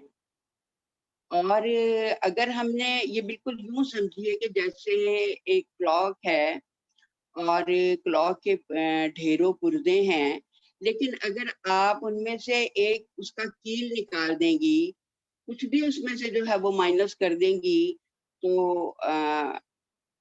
کلاک بند ہو جائے گا. اسی طریقے سے ہمارے سامنے بڑی باتیں یہ آتی رہتی ہیں کہ جی فلاں جگہ جو ہے وہ دین اسلام ہے اور فلاں یوں ہو رہا ہے، لیکن اس کے باوجود اس کے نفع جو ہیں وہ سامنے نہیں آ رہے. تو اس کی وجہ یہ ہوتی ہے کہ پوری ایک تصویر جو کہ دین اسلام کی ہے وہ ہمارے سامنے ہونی چاہیے. میں نے آپ کے سامنے جو ہے وہ یہ تصویر رکھی ہے اور اس کو جو ہے وہ ایک عمارت سے جو ہے وہ تشبیہ دی ہے دین اسلام کو. اور اس سے ان چیزوں کو سمجھنے کے لیے، یعنی دین اسلام کی عمارت کو سمجھنے کے لیے اور عقیدہ توحید کو سمجھنے کے لیے، میں نے اساس دین کی تعمیر کے 2 پہلے ابواب جو ہیں وہ بیٹیوں کو دیے تھے کہ وہ ان کو اچھے طریقے سے پڑھیں تاکہ ان کو بات جو ہے وہ اچھی طرح سمجھ میں آ سکے. تو آپ یہ دیکھیے کہ جیسے ہم سمجھتے ہیں کہ دین اسلام بھی ایک عمارت کی طرح ہے. کوئی بھی عمارت جب بنانی ہوتی ہے تو جتنی مضبوط عمارت بنانی ہوتی ہے، اس کی بنیادیں جو ہیں وہ اتنی ہی مضبوط بنانی ہوتی ہیں. مطلب جیسے کتاب میں جو ہے وہ اساس دین کی تعمیر میں انہوں نے مثال دی ہے کہ اگر بنانے تو جا رہے ہوں آپ احرام مصر اور اس کی بنیادیں جو ہیں وہ آپ گھاس پھوس سے بنا دیں تو عمارت گر جائے گی. اسی طریقے سے اگر ہم چاہتے ہیں کہ نصب العین ہمارا یہ ہے کہ ہم اللہ کے دین کو اپنے اوپر نافذ کریں، اپنی اجتماعیت پر اس کو نافذ کرنے کے لیے جو ہے وہ کوششیں کریں اور اپنے ملک میں اس کو نافذ کریں، پھر پوری دنیا میں جو ہمارا پلان ہے کہ ہم نیکی کا حکم دینے والے اور بدی سے روکنے والے بن جائیں، تو پھر ہمیں بنیاد کو بہت مضبوط بنانا پڑے گا. اور وہ 5 بنیادیں جو ہیں وہ عقائد ہیں اسلام کے. اور آپ کو پتہ ہی ہے کہ اللہ پر، رسولوں پر، کتابوں پر، آخرت پر، فرشتوں پر ایمان جو ہے. پھر ہم دیکھتے ہیں کہ اسی عمارت میں جو سیکنڈ چیز ہے، ستون ہیں عمارت کے، نماز، روزہ، زکوٰۃ، حج. اور پھر اس کے بعد ہم دیکھتے ہیں کہ جیسے ہر عمارت کی چھت ہوتی ہے، اسلام کی عمارت کی بھی چھت ہے اور وہ اس کے نظام ہیں. ان کی اہمیت کو بھی آئندہ ہم دیکھیں گے. یعنی کسی بھی معاشرے میں جان، عزت اور مال کے تحفظ کے لیے اس کا سوشل سسٹم کیسا ہونا چاہیے، اس کا اکنامک سسٹم کیسا ہونا چاہیے، اور پھر اس چھت کی مینجمنٹ کے لیے اس کے اوپر سیاسی نظام کون سا ہونا چاہیے. اب یہ کہ کیا یہ غیر اسلام ہے؟ ایسا نہیں ہے. یہ سارا کچھ ہمارے نبی صلی اللہ علیہ وآلہ وسلم نے کر کے دکھایا. اور مزے کی بات یہ ہے کہ آپ دیکھیں کہ 13 سال قرآن جو ہے وہ عقیدے پہ نازل ہوتا رہا. کرنے کے کام میں صرف 2 نمازیں 12 سال مکی دور جو ہے اس میں فرض تھی، ایک فجر کی 2 فرض اور عصر کے 2 فرض. اور نبوت کے 12ویں برس کے آخر میں نبی صلی اللہ علیہ وسلم کو اللہ تعالیٰ نے معراج کا سفر کروایا اور پھر جو ہے وہ 5 نمازیں فرض ہوئی. تو یہ جو سب کچھ ہم نے پڑھنا ہے، سیکھنا ہے، یہ سب کچھ ہمارے لیے ضروری ہے. پھر اب دیکھیے اس کی ترتیب کہ اگر ہم عقائد کو پڑھنے سے یا سیکھنے سے پہلے عبادات کو سیکھیں گے تو ہمیں کچھ زیادہ سمجھ میں بات نہیں آئے گی. کیونکہ آپ کو پتہ یہ کبھی نہیں ہوتا کہ بنیادیں بعد میں بنے اور ستون پہلے بن جائیں. یہ لازماً ایک ترتیب جو ہے رکھنی پڑتی ہے کہ پہلے چیز کون سی پڑھائی جائے، کون سی سیکھی جائے، اور اس کے بعد کون سی، اور اس کے بعد کون سی. تو اسپیکر فورم کے رکھنے کا مطلب بھی یہی ہے کہ ہم تھوڑے دنوں میں، اللہ کرے کہ کچھ مہینوں میں یہ کام ہم سیکھ جائیں. پھر ایک اور بڑی اہمیت ہے اس بات کی، مثال کے طور پر آپ کو کسی ایسے حلقے میں یا کسی ایسی جگہ پر درس دینے کے لیے بلایا جاتا ہے جہاں آپ کو لوگوں کی پہلے سے جو کوئی بنیاد ہے، جو سوچ ہے، وہ نہیں پتا، اور آپ سے کہا جاتا ہے نماز پہ آ کے درس دے دو، حج پہ آ کے درس دے دو. یہ مشکل ترین کام ہوا کرتا ہے کہ جن لوگوں کی بیس نہیں بنی ان کو آپ جا کر کس طریقے سے سکون کے بارے میں بتانا شروع کریں گے.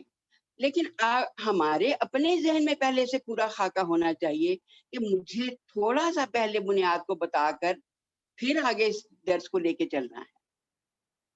کیونکہ جیسے جسم کے تمام حصے بڑی اہمیت رکھتے ہیں، یوں ہی سمجھیں کہ اسلام کو اگر ہم ایک جسم سے تشبیہ دیتے ہیں تو بھی اس کے ہر حصے کی بڑی اہمیت ہے.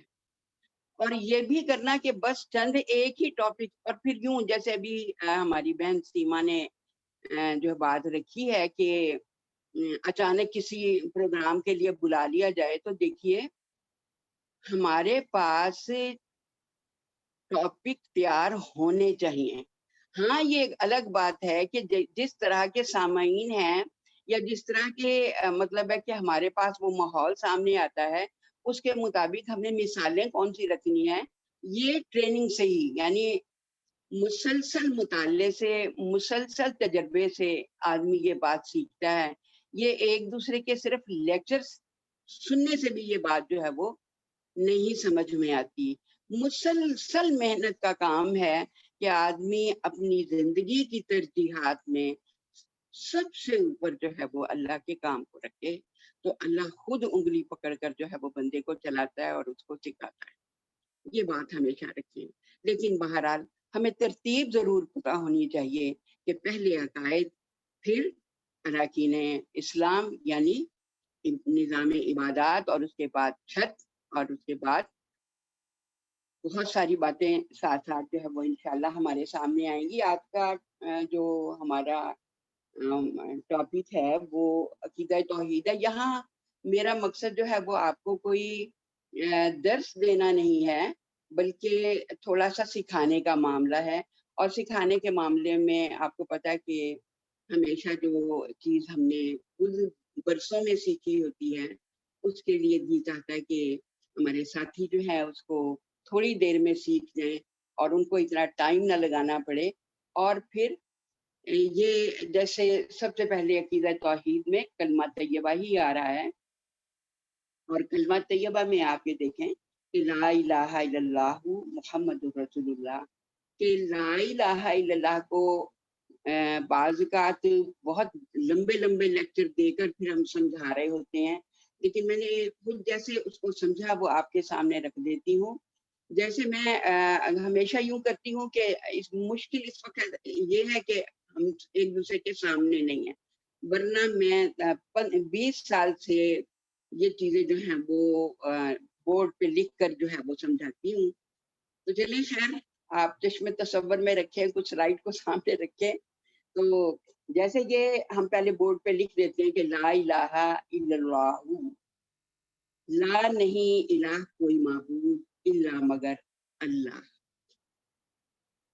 دیکھیے اس کو سمجھائیں گے کیسے کہ لوگوں سے سوال کر لیا جاتا ہے کہ بھئی اس کا کیا مطلب ہے. مجھے حیرت ہوتی ہے، میں نے جہاں پر ایک طرف بالکل دیہاتی ماحول میں کام کیا، دوسرا میرا ہمیشہ ٹارگٹ جو ہے وہ پڑھا لکھا طبقہ اور اسکول اور کالج رہے. لیکن مجھے وہ لگتا ہے کہ یہ کلمہ طیبہ کا سکھانے کا جو یہ طریقہ تھا، یہ دونوں ہی جگہ کامیاب رہا. اور حیرت یہ ہوتی ہے کہ لوگوں کو اکثر و بیشتر کلمے کے ان الفاظ کا مطلب بھی نہیں آتا. بڑے پڑھے لکھے لوگ کر رہے ہوتے ہیں اللہ ایک ہے، اللہ کے سوا کوئی معبود نہیں. چلے بتا دیا معبود کون ہوتا ہے. یہ جی معبود اسے کہتے ہیں جو جس کی عبادت کی جائے. عبادت کیا چیز ہے جی؟ عبادت نماز، روزہ، زکوٰۃ، حج، بس بات ختم ہو جاتی ہے. آپ سوچیں کہ کالج کے لیکچرار، پروفیسر یونیورسٹی کے پروفیسر تک جو ہے وہ یہی حالات رہے کہ لوگوں کو کلمے کا مطلب نہیں آتا تھا. یہ افسوس ترین صورتحال ہے. اس سے آپ کو یہ بھی اندازہ ہوگا کہ ہمارے لیے کام کرنے کے جو ہے وہ کام کرنا اللہ کے لیے کتنا ضروری ہے کہ ہمیں کم از کم اپنے لوگوں تک پہنچنا ہے. چلیے اب اس کو آگے کیسے پڑھائیں گے. دیکھیں جیسے الہ کا مطلب جو ہے وہ مرکزی حیثیت رکھتا ہے یہاں پر کہ الہ کسے کہتے ہیں. ویسے تو آپ اس کے لیے جو ہے وہ سید ابوالعلا مودودی رحمۃ اللہ کی بک ہے قرآن کی 4 بنیادی اصطلاحیں، اس پہ جو ہے وہ انہوں نے 4 اصطلاحیں دی ہوئی ہیں جن میں سے ایک الہ بھی ہے. تو الہ کسے کہتے ہیں بہت سارے انہوں نے وہاں پر عربی لغت سے میننگ لکھے ہیں، لیکن آپ یہ دیکھیے جو مین وہ ساری چیزیں ملا کر بنتی ہے وہ یہ ہے کہ الہ وہ ہستی ہے جس کے بارے میں یا جس کی تجربہ گاہ کو دیکھ کر یا جس کے کام کو دیکھ کر انسان کی یا انسانوں کی عقل حیران ہو جائے. یہ آگے میں تشریح کروں گی اس بات کی. دوسرا میننگ کہ الہ اس کو کہتے ہیں کہ جو ایک ہی وقت میں اپنی ساری مخلوق کی دعائیں سن کر ان کی حاجتیں سن کر ان کو ایک ہی وقت میں پورا کر دینے پر قادر ہو. اب دیکھیں یہ بات جو ہم نے کہہ دی اس کو ہمیں مثال سے سمجھانا ہوگا اور مثالیں مختلف ماحول میں مختلف رکھی جائیں گی. بہت مطلب ہے کہ کم پڑھے لکھے لوگ ہیں ویسے یہ مثالیں دونوں جگہ کام کر جاتی ہیں. مثال کے طور پر آپ ملے جلے ماحول میں کیونکہ دنیا کی یہ واحد کلاس ہوتی ہے قرآن کی کلاس جس میں ان پڑھ بھی بیٹھا ہوتا ہے اور پی ایچ ڈی بھی بیٹھا ہوتا ہے، دونوں کو ہی مطمئن کرنا ہوتا ہے. تو آپ دیکھیے کہ دعا ہم مثال کے طور پہ یہ کرتے ہیں کہ اللہ تعالیٰ بارش دے دے.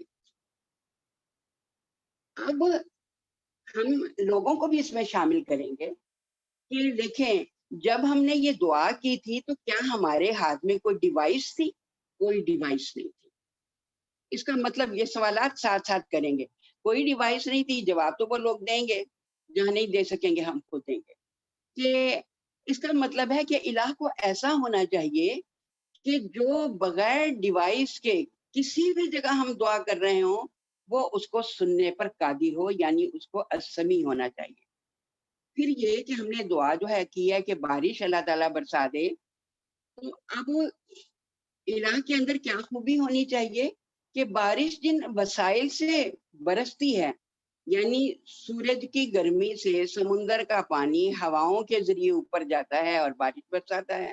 اس کا مطلب ہے سورج، سمندر، ہوائیں، اس کے اوپر الہ کی قدرت ہونی چاہیے، اسے القدیر ہونا چاہیے. پھر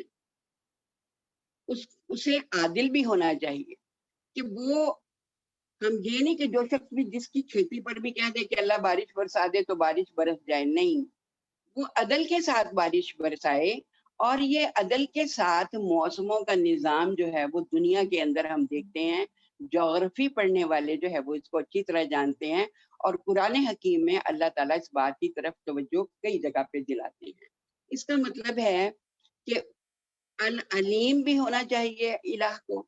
پھر اس کے بعد کہ اسے المالک بھی ہونا چاہیے، اسے ایسا بادشاہ ہونا چاہیے کہ جب ہم اس سے کوئی حاجت طلب کر رہے ہوں تو کوئی دنیا کے اندر اس کو یا پوری کائنات میں کوئی بھی اس کو اس حاجت کو پورا کرنے سے روک نہ سکے. تو سوچئے ایک دعا کو پورا کرنے کے لیے الہ میں کتنی خوبیوں کا ہونا ضروری ہے کہ وہ السمیع بھی ہو، القدیر بھی ہو، العلیم بھی ہو، العادل بھی ہو، المالک بھی ہو. اب دیکھیں گے تو عام ماحول کی بات تھی. ابھی جیسے ہماری بہن نے لکھا کہ ممکن ہے بہت پڑھے لکھے لوگوں کے اندر جو ہے وہ درس دے رہے ہوں، مثال کے طور پہ ڈاکٹرز ہی میں بیٹھے جو ہے وہ دے رہے ہوں، تو اس وقت آپ سوچیں آپ کیا مثال دیں گی. آپ یہی مثال دے سکتی ہیں کہ اللہ تعالیٰ سے بچے کی دعا کر رہے ہیں کہ اللہ تعالیٰ فلاں کو بچہ دے دیں. تو آپ یہ دیکھیے کہ بچے کو بنانے کے لیے الہ کے اندر کون سی خوبیاں ہونی چاہیے. مثال کے طور پر سید ابوالعلا مولانا محترم فرماتے ہیں کہ انسان جس چیز سے بنا ہے یہ بازار جائیں تو 70-75 روپے کی وہ چیزیں آ جاتی ہیں، تھوڑی سی نائٹروجن، کچھ کاربن، کچھ میگنیشیم، ہائیڈروجن، آکسیجن، یہ مل کر، لیکن ساری دنیا کے ڈاکٹر مل جائیں تو وہ ایک آنکھ کی پلک بنانے پر بھی قادر نہیں ہے۔ اس کا مطلب ہے، لیکن ہمیں یہ پتا ہے کہ میڈیکل پڑھنے کے لیے، انسان کو پڑھنے کے لیے ہمیں کون کون سے سبجیکٹ پڑھنے ہوتے ہیں ایف ایس سی میں، اور اس کے بعد میڈیکل میں جا کر۔ تو اس کا مطلب ہے کہ ان تمام سبجیکٹس کو، اس سارے علم کو جس سے انسان بنتا ہے، کون ہے جو اس علم کو جانتا ہے؟ اس کا ماخذ کون ہے؟ اللہ ہے، وہ الہ ہے۔ اور پھر جب آدمی اس سارے علم کو جو ہے وہ اپنے سامنے رکھتا ہے، جو آج کیمسٹری، فزکس اور میتھ اور کمپیوٹر سائنس اور علمی فلکیات، جس سب کا ذکر جو ہے وہ قرآن حکیم کے اندر موجود ہے۔ اور جیسے کہ ڈاکٹر ذاکر نائک کہتے ہیں کہ قرآن حکیم میں عقیدہ توحید کے 1000 دلائل موجود ہیں، جن پر سے ہم بالکل یوں ہی گزر جاتے ہیں اور رک کر سوچتے نہیں۔ مجھے یہ بات بڑی اچھی لگی، کسی نے کہا کہ ڈاکٹر خالد علوی جنہوں نے طب نبوی لکھی ہے، وہ بھی دراصل ایک تفسیر ہے، اور سچی بات ہے کہ وہ تفسیر ہے۔ اور مجھے بڑی خوشی ہو رہی تھی کہ ہمارے اس وقت جو اسٹوڈنٹ ہمارے پاس ہیں، استاد تو میں بھی نہیں ہوں، لیکن بہرحال کہ جو اسٹوڈنٹ موجود ہیں وہ ماشاءاللہ پڑھے لکھے ہیں، لیکن ان کے اندر مہارت ہر قسم کے ماحول میں پڑھانے کی ہونی چاہیے، جو انشاءاللہ آہستہ آہستہ پیدا ہوگی۔ میں آپ کو ایک چھوٹی سی مثال دیتی ہوں۔ میں ایک دیہات میں گئی اور وہاں مجھے پڑھانا پڑا۔ جب مجھے یہ نہیں بتایا گیا تھا کہ وہ کون سے مطلب آئیں گے پڑھنے والے، تو وہ جو آئیں بیٹھی پڑھنے کے لیے، تو وہ ساری وہ خواتین تھی جو جانوروں کو چارہ کاٹ کر دے کر آئی تھی، اور بالکل ہی جسے کہتے ہیں نا کہ جنہیں کچھ بھی نہیں آتا تھا۔ آپ یقین کریں کہ وہ ان کے چہرے مجھے یوں دیکھ کر لگ رہا تھا کہ جیسے میرے سامنے بھیڑ بکریاں بیٹھی ہوئی ہیں، اور مجھے سمجھ نہیں آ رہی تھی کہ میں ان کو کیسے بتاؤں۔ میں بڑے عرصے سے دیہاتوں میں کام کر رہی تھی، میں انہی کی لینگویج میں بات کرتی تھی، لیکن مجھے سمجھ میں نہیں آ رہی تھی۔ بڑی مشکل سے میں نے ان کو کچھ پڑھایا، اللہ کا کوئی تصور دیا، اور جب میں نے انہیں کہا کہ چلو دعا مانگے، دعا کے لیے ہاتھ میں نے اوپر کیے، تو کسی نے ہاتھ اوپر نہیں کیے، اس لیے کہ انہوں نے کبھی جو ہے ان کو کسی نے دین کا بتایا ہی نہیں تھا، کلمے کو وہ جانتی ہی نہیں تھی۔ یہ تو پاکستان کی پنجاب میں 65 آبادی کا یہ حال ہے۔ سوچیں خدا ہم سے کتنا بڑا سوال کرے گا، تم لوگ پڑھے لکھے تھے اور تم نے دین جو ہے وہ اپنے ملک میں کیوں نہیں پہنچایا؟ ہمارے لیے تو بڑی راہیں ہیں پہنچانے کے لیے۔ تو میری بہنوں، یہ بڑی ذمہ داری والا کام ہے کہ ہم یہ کام جو ہے وہ اس علم کا، وہ سرمایہ جو ہمارے رب نے ہمیں ایسے گھروں میں پیدا کر کے کہ جس میں ہمارے والدین پڑھے لکھے تھے، ہم پر ڈھیروں پیسہ خرچ ہوا، اگر ہم نے یہ تعلیمات قرآن کو سمجھ کر آگے نہ پہنچائی تو ہم سے یقیناً بہت بڑا مواخذہ ہوگا۔ اللہ ہمیں اس سے پہلے یہ کام ہم سے کروائے کہ ہم دین کو پہنچانے والے ہوں۔ اور پھر آپ یہ دیکھیے، جیسے ابھی سیما بہن نے بھی بات کی کہ عالمانہ رنگ نہیں، کوشش کیجئے، پڑھا لکھا طبقہ بھی ہمارا ان پڑھ ہے اسلام کے بارے میں، کہ آسان سے آسان، یعنی مشکل ترین ٹاپک کو بھی آپ آسان ترین طریقے سے جو ہے وہ اپنے پاس پوائنٹس لکھ کر، خود سمجھ کر، دماغ میں اپنے رکھ کر پھر لوگوں تک پہنچائیں۔ ایسا نہ ہو کہ اوپر سے ساری بات گزر جائے، نہ آپ کے کام کی بات رہے نہ ان کے کام کی، ان کو کچھ سمجھ آئے۔ چلیں آگے چلتے ہیں تھوڑا۔ پھر یہ کہ جیسے ہم عقیدہ توحید ہی پڑھ رہے ہیں، اور اللہ تعالیٰ نے ایک بڑی بات کی طرف اشارہ کر دیا ہے کہ اللہ تعالیٰ اپنی ذات، صفات اور حقوق میں یکتا ہے. یہ ہے وہ عقیدہ جسے عقیدہ توحید کہتے ہیں. اور اس میں بھی جیسے آپ کے سامنے یہ لکھا ہوا ہے ایک نکتہ کہ ایمان کا مطلب کیا ہے کہ کسی چیز پر ایمان لانے کے لیے پہلے علم کی ضرورت ہے، پھر اس علم پر پختہ یقین ہو، پھر اسی علم کے مطابق یعنی اتنا پختہ یقین کہ عمل میں تبدیلی ہو. اور اس میں عام طور پر ہم مثال جیسے دے دیتے ہیں کہ آگ کے بارے میں علم ہے کہ وہ جلاتی ہے، اتنا پختہ یقین ہے کہ ہمارے عمل میں تبدیلی آتی ہے. یہ عمل میں تبدیلی کیا آتی ہے کہ ہم آگ کے قریب نہیں جاتے کہ جلس جائیں. ہاتھ ڈالنے کی تو بات ہی بہت دور کی ہے. اسی طرح کہ عقیدہ توحید جو آپ کے سامنے رکھا کہ وہ اپنی ذات، صفات اور حقوق میں یکتا ہے.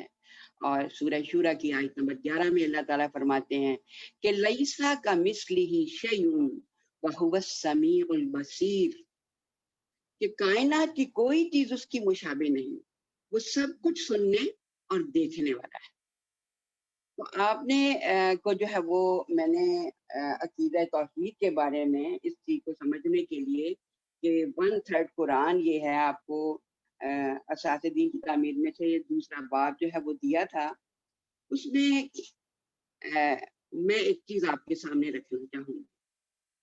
پہلے تو میں آپ کے سامنے 4 قرآن فہمی کے اصول رکھ دیتی ہوں. میں نے ان اصولوں کو ساری زندگی رکھا اور مجھے بڑی چیز سمجھ آئی کہ یہ امین احسن اصلاحی جو کہ تدبر القرآن کے مفسر ہیں، انہوں نے جو ہے یہ بات لکھی ہے اس کے شروع میں، یعنی سمجھانے کے لیے کہ قرآن کے علم کا ایک حصہ اس کے الفاظ سے ظاہر ہوتا ہے. دوسرا یہ پوائنٹ کہ ایک حصہ اس کے اشارات سے کھلتا ہے. تیسرا یہ کہ ایک بڑا حصہ قرآن کا شان نزول سے کھلتا ہے. اور چوتھا یہ اور سب سے بڑا خزانہ قرآن کا اس کے نظام کی معرفت سے سامنے آتا ہے. دیکھیں یہ 4 باتیں ہیں، بہت کچھ سمجھنے کے لیے. اس میں 2 پوائنٹ تو میں ان کے آپ کو سمجھا دیتی ہوں، 2 کو آگے ہم لے کر چلیں گے. یہ جو بات فرمائی کہ ایک بڑا حصہ شان نزول سے کھلتا ہے، جہاں پر بھی شان نزول کی بات ہو رہی ہوتی ہے کبھی قرآن کو اس طریقے سے بھی پڑھنے کی ضرورت ہے کہ اسے اس کی ترتیب نزولی کے ساتھ پڑھیں، یا ترتیب نزولی سے نہ بھی پڑھیں تو جہاں جہاں پر جن آیات میں شان نزول کی ضرورت پیش آتی ہے وہاں پر نبی کرم صلی اللہ علیہ وسلم کی دعوت انقلاب سمجھ میں آ رہی ہوتی ہے.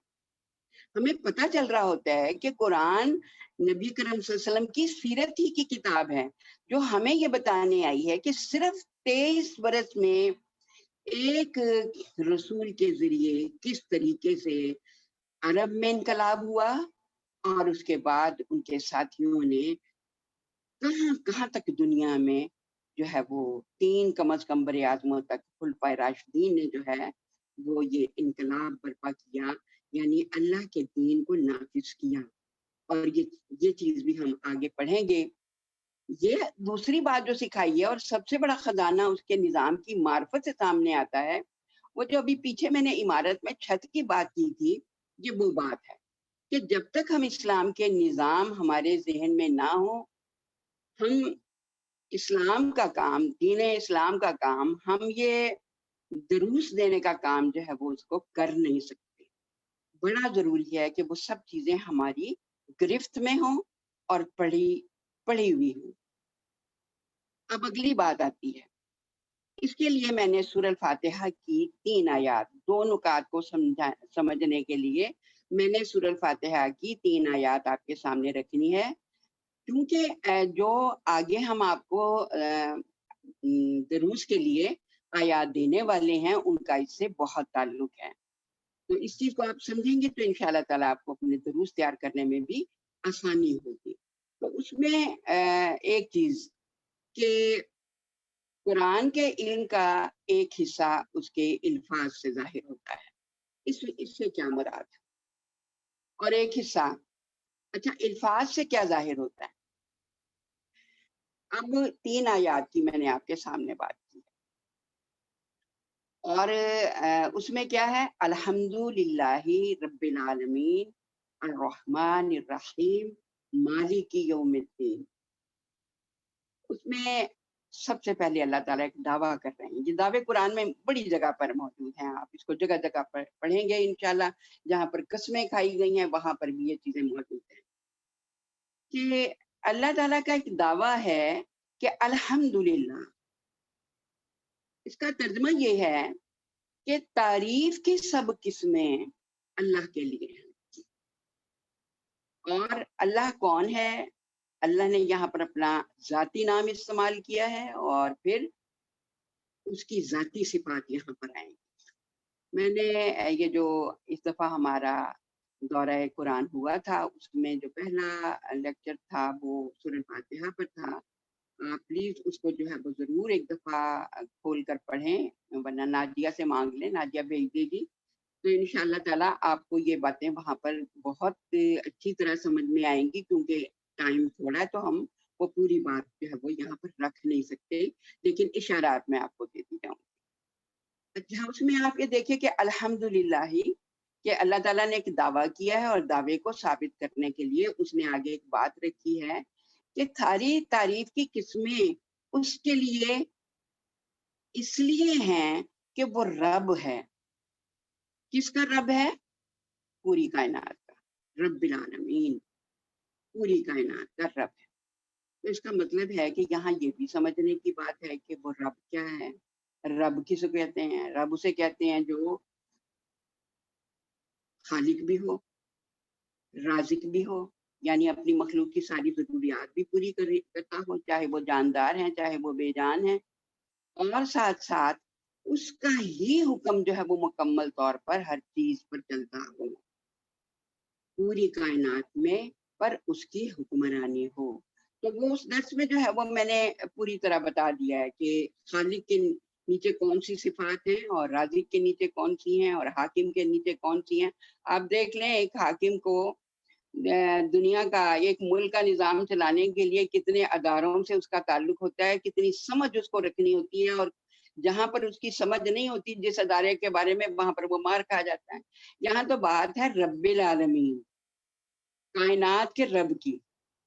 اس کے لیے جو ہے وہ اساس دین کا یہ تھوڑا سا حصہ میں پہلے آپ کے سامنے رکھوں گی، اور پھر جو مثال میں نے رکھی آپ کے لیے وہ بھی میں آپ کے سامنے بیان کروں گی. جیسے یہاں پر لکھا ہے کہ اس سلسلے میں آپ نے صرف اسی بات پر اکتفا نہیں کیا کہ اہل ایمان کی توحید و معاد وغیرہ کے دلائل سنا دیں، یعنی نبی کرم صلی اللہ علیہ وسلم، بلکہ انہیں اس امر کی ہدایت بھی فرمائی کہ وہ خود بھی فکر و تدبر کرتے رہیں. حضرت بلال رضی اللہ عنہ کا بیان ہے کہ آیت ان فی خلق السماوات والارض نازل ہونے پر آپ نے فرمایا خرابی ہے ان لوگوں کے لیے جو اس آیت کو پڑھیں مگر اس میں تفکر نہ کریں. یہ آیت جو ہے وہ سورہ آل عمران کی آیت نمبر 190 سے آخر تک جو ہے وہ پڑھنی ہے. آیات کائنات پر فکر و تدبر کی یہ اہمیت صرف یہی تک محدود نہیں ہے، بلکہ اس کی وسعتیں اس مقام تک پہنچی ہوئی ہیں جو انسانی بلندی کا آخری مقام ہے. یعنی عام مسلمان تو عام مسلمان، وہ حضرات بھی جن کا رشتہ براہ راست غیب کے پردوں سے وضع ہوا تھا، اس فکر و تدبر کی فیض بخشیوں سے بے پرواہ نہ تھے، بلکہ کہنا چاہیے کہ ان کے سب سے زیادہ قدردان و حریص تھے. خود سردار انبیاء صلی اللہ علیہ وسلم کا حال صحیح حدیثوں سے یہی معلوم ہوتا ہے کہ حضرت ابن عباس رضی اللہ تعالیٰ عنہ ایک رات کا واقعہ بیان فرماتے ہیں کہ جبکہ وہ اپنی خالہ ام المومنین حضرت میمونہ رضی اللہ عنہا کے گھر ٹھہرے ہوئے تھے اور نبی صلی اللہ علیہ وسلم وہاں قیام پذیر تھے، کہتے ہیں کہ فلما كانت ثلث الليل الآخر أو بعضه قعد فنظر إلى السماء فقرأ إن في خلق السماوات والأرض. جب رات کا آخری تہائی حصہ یا کچھ کم وقت باقی رہ گیا تو آپ صلی اللہ علیہ وسلم اٹھ بیٹھے اور آسمان کی طرف نظریں اٹھا کر آپ نے فرمایا ان فی خلق السماوات والارض، یعنی بلا شبہ آسمانوں کی اور زمین کی ساخت میں اہل عقل کے لیے نشانیاں ہیں. مسلم شریف تک کی ایک اور روایت میں مزید تفصیل سے یہ آپ نے یہ فعل 3 بار کیا، یعنی آپ 3 بار سوئے، 3 بار اٹھ کر نمازیں پڑھی، اور ہر بار ایسا ہوا کہ جب اٹھے تو افق کی طرف دیکھتے ہوئے ان آیتوں کی تلاوت فرمائی۔ یہ تو حضرت کا حال تھا۔ حضرت حمید بن عبد الرحمن رضی اللہ تعالیٰ عنہ کی ایک روایت ہے کہ واضح ہوتا ہے کہ سفر میں بھی آپ کا حال اس سے مختلف نہ تھا۔ نسائی بہوالا مشکات باب صلاۃ اللیل، رات کی پرسکون فضا میں افق کی طرف نگاہیں اٹھا کر آپ کا ان آیتوں کی تلاوت فرماتے رہنا جو معنی رکھتا ہے وہ کسی صاحب نظر سے پوشیدہ نہیں ہو سکتا۔ ظاہر ہے یہ تلاوت دنیا کے سب سے زیادہ زندہ اور بیدار قلب کی تلاوت تھی، اس لیے ہماری تلاوتوں کی طرح محض تلاوت محض نہ تھی بلکہ حق کا تلاوت ہی۔ اس طرح جو نگاہیں اس تلاوت کے وقت آسمان کے کناروں پر جمی ہوئی تھی وہ ہمیشہ بینا رہنے والی نگاہیں تھی، اور بصیرت اندوزی اور حکمت شناسی میں اپنی کوئی نظیر نہیں رکھتی تھی۔ اس لیے آپ کے اس وظیفہ فکر و عمل کو اس کے سوا اور کچھ نہیں قرار دیا جا سکتا کہ یہ دراصل آیات الہی کے مطالعے تھے، اور یہ مطالعے اس لیے تھے تاکہ آپ کے ایمان و یقین پر ہر آن ایک نئی تازگی آتی رہے۔ یہ تو آپ کے تفکر و تدبر کا معاملہ تھا جسے آپ نے اپنے ایمانی ذوق اور قرآنی ہدایتوں کے مطابق از خود اختیار فرمایا تھا۔ اس سے آپ کا یقین بلندی کے جو غیر معمولی مراحل طے کرتا جا رہا ہوگا، اس کا ہمیں اور آپ کو کیا اندازہ ہو سکتا ہے، لیکن آپ پر نبوت کا جو بارِ گراں ڈالا گیا تھا اس کے لیے یقین کہ یہ غیر معمولی مراتب بھی اللہ عالم الغیب کے نزدیک کافی نہ تھے، اس لیے اس نے اسے معیار مطلوب تک بلند اور محکم کر دینے کا خصوصی اہتمام فرمایا۔ معلوم ہے کہ یہ خصوصی اہتمام کیا تھا، وہ کیا طریقہ تھا جو آپ کے یقین کو کمال کے مطلوبہ مقام تک پہنچانے کے لیے مقرر فرمایا گیا۔ یہ اہتمام اور یہ طریقہ یہ تھا کہ آپ کو اسی کائنات کی کچھ نشانیوں کا مشاہدہ کرایا گیا جس کی نشانیوں پر آپ خود فکر و تدبر فرمایا کرتے تھے۔ آپ کا سفر معراج اسی اہتمام کی آخری شکل تھی۔ چنانچہ اللہ تعالیٰ اس سفر کا ذکر کر کے اس کی جو غائب بتاتا ہے وہ صاف لفظوں میں یہی ہے تاکہ ہمیں محمد صلی اللہ علیہ وسلم اپنی کچھ نشانیاں دکھائیں۔ اور اسی طرح حضرت ابراہیم علیہ السلام کے بارے میں بھی اللہ تعالیٰ نے سورہ انعام کی آیت نمبر 75 میں فرمایا، اور اسی طرح ہم ابراہیم کو بھی آسمانوں کی اور زمین کی عظیم سلطنت کی نشانیاں دکھاتے تھے تاکہ وہ مشرکوں پر حجت قائم کرے، تاکہ وہ خود یقین کامل رکھنے والوں میں سے ہو جائے۔ تو اس بات سے جو ہے وہ بخوبی اندازہ ہوتا ہے کہ قرآن کے ایسے حصوں پر جہاں پر اللہ تعالیٰ نے دلائل دیے ہیں وہ کتنے زیادہ اہم ہیں۔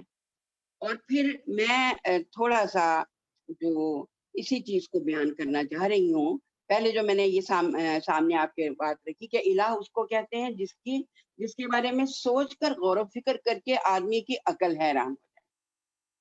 اور ساتھ ہی قرآن فہمی کے اندر میں نے آپ کے سامنے یہ بات رکھی کہ ایک حصہ قرآن کا اس کے اشارات سے کھلتا ہے۔ قرآن جگہ جگہ ہمیں اشارے ہی کرے گا، جیسے رب العالمین کہہ کر اس نے ہمارے سامنے ایک ریسرچ کا دروازہ کھول دیا کہ اچھا دیکھو اب تم مجھے دیکھو اور مجھے سمجھتے جاؤ، دیکھو تعریف ساری میرے لیے ہے یا نہیں۔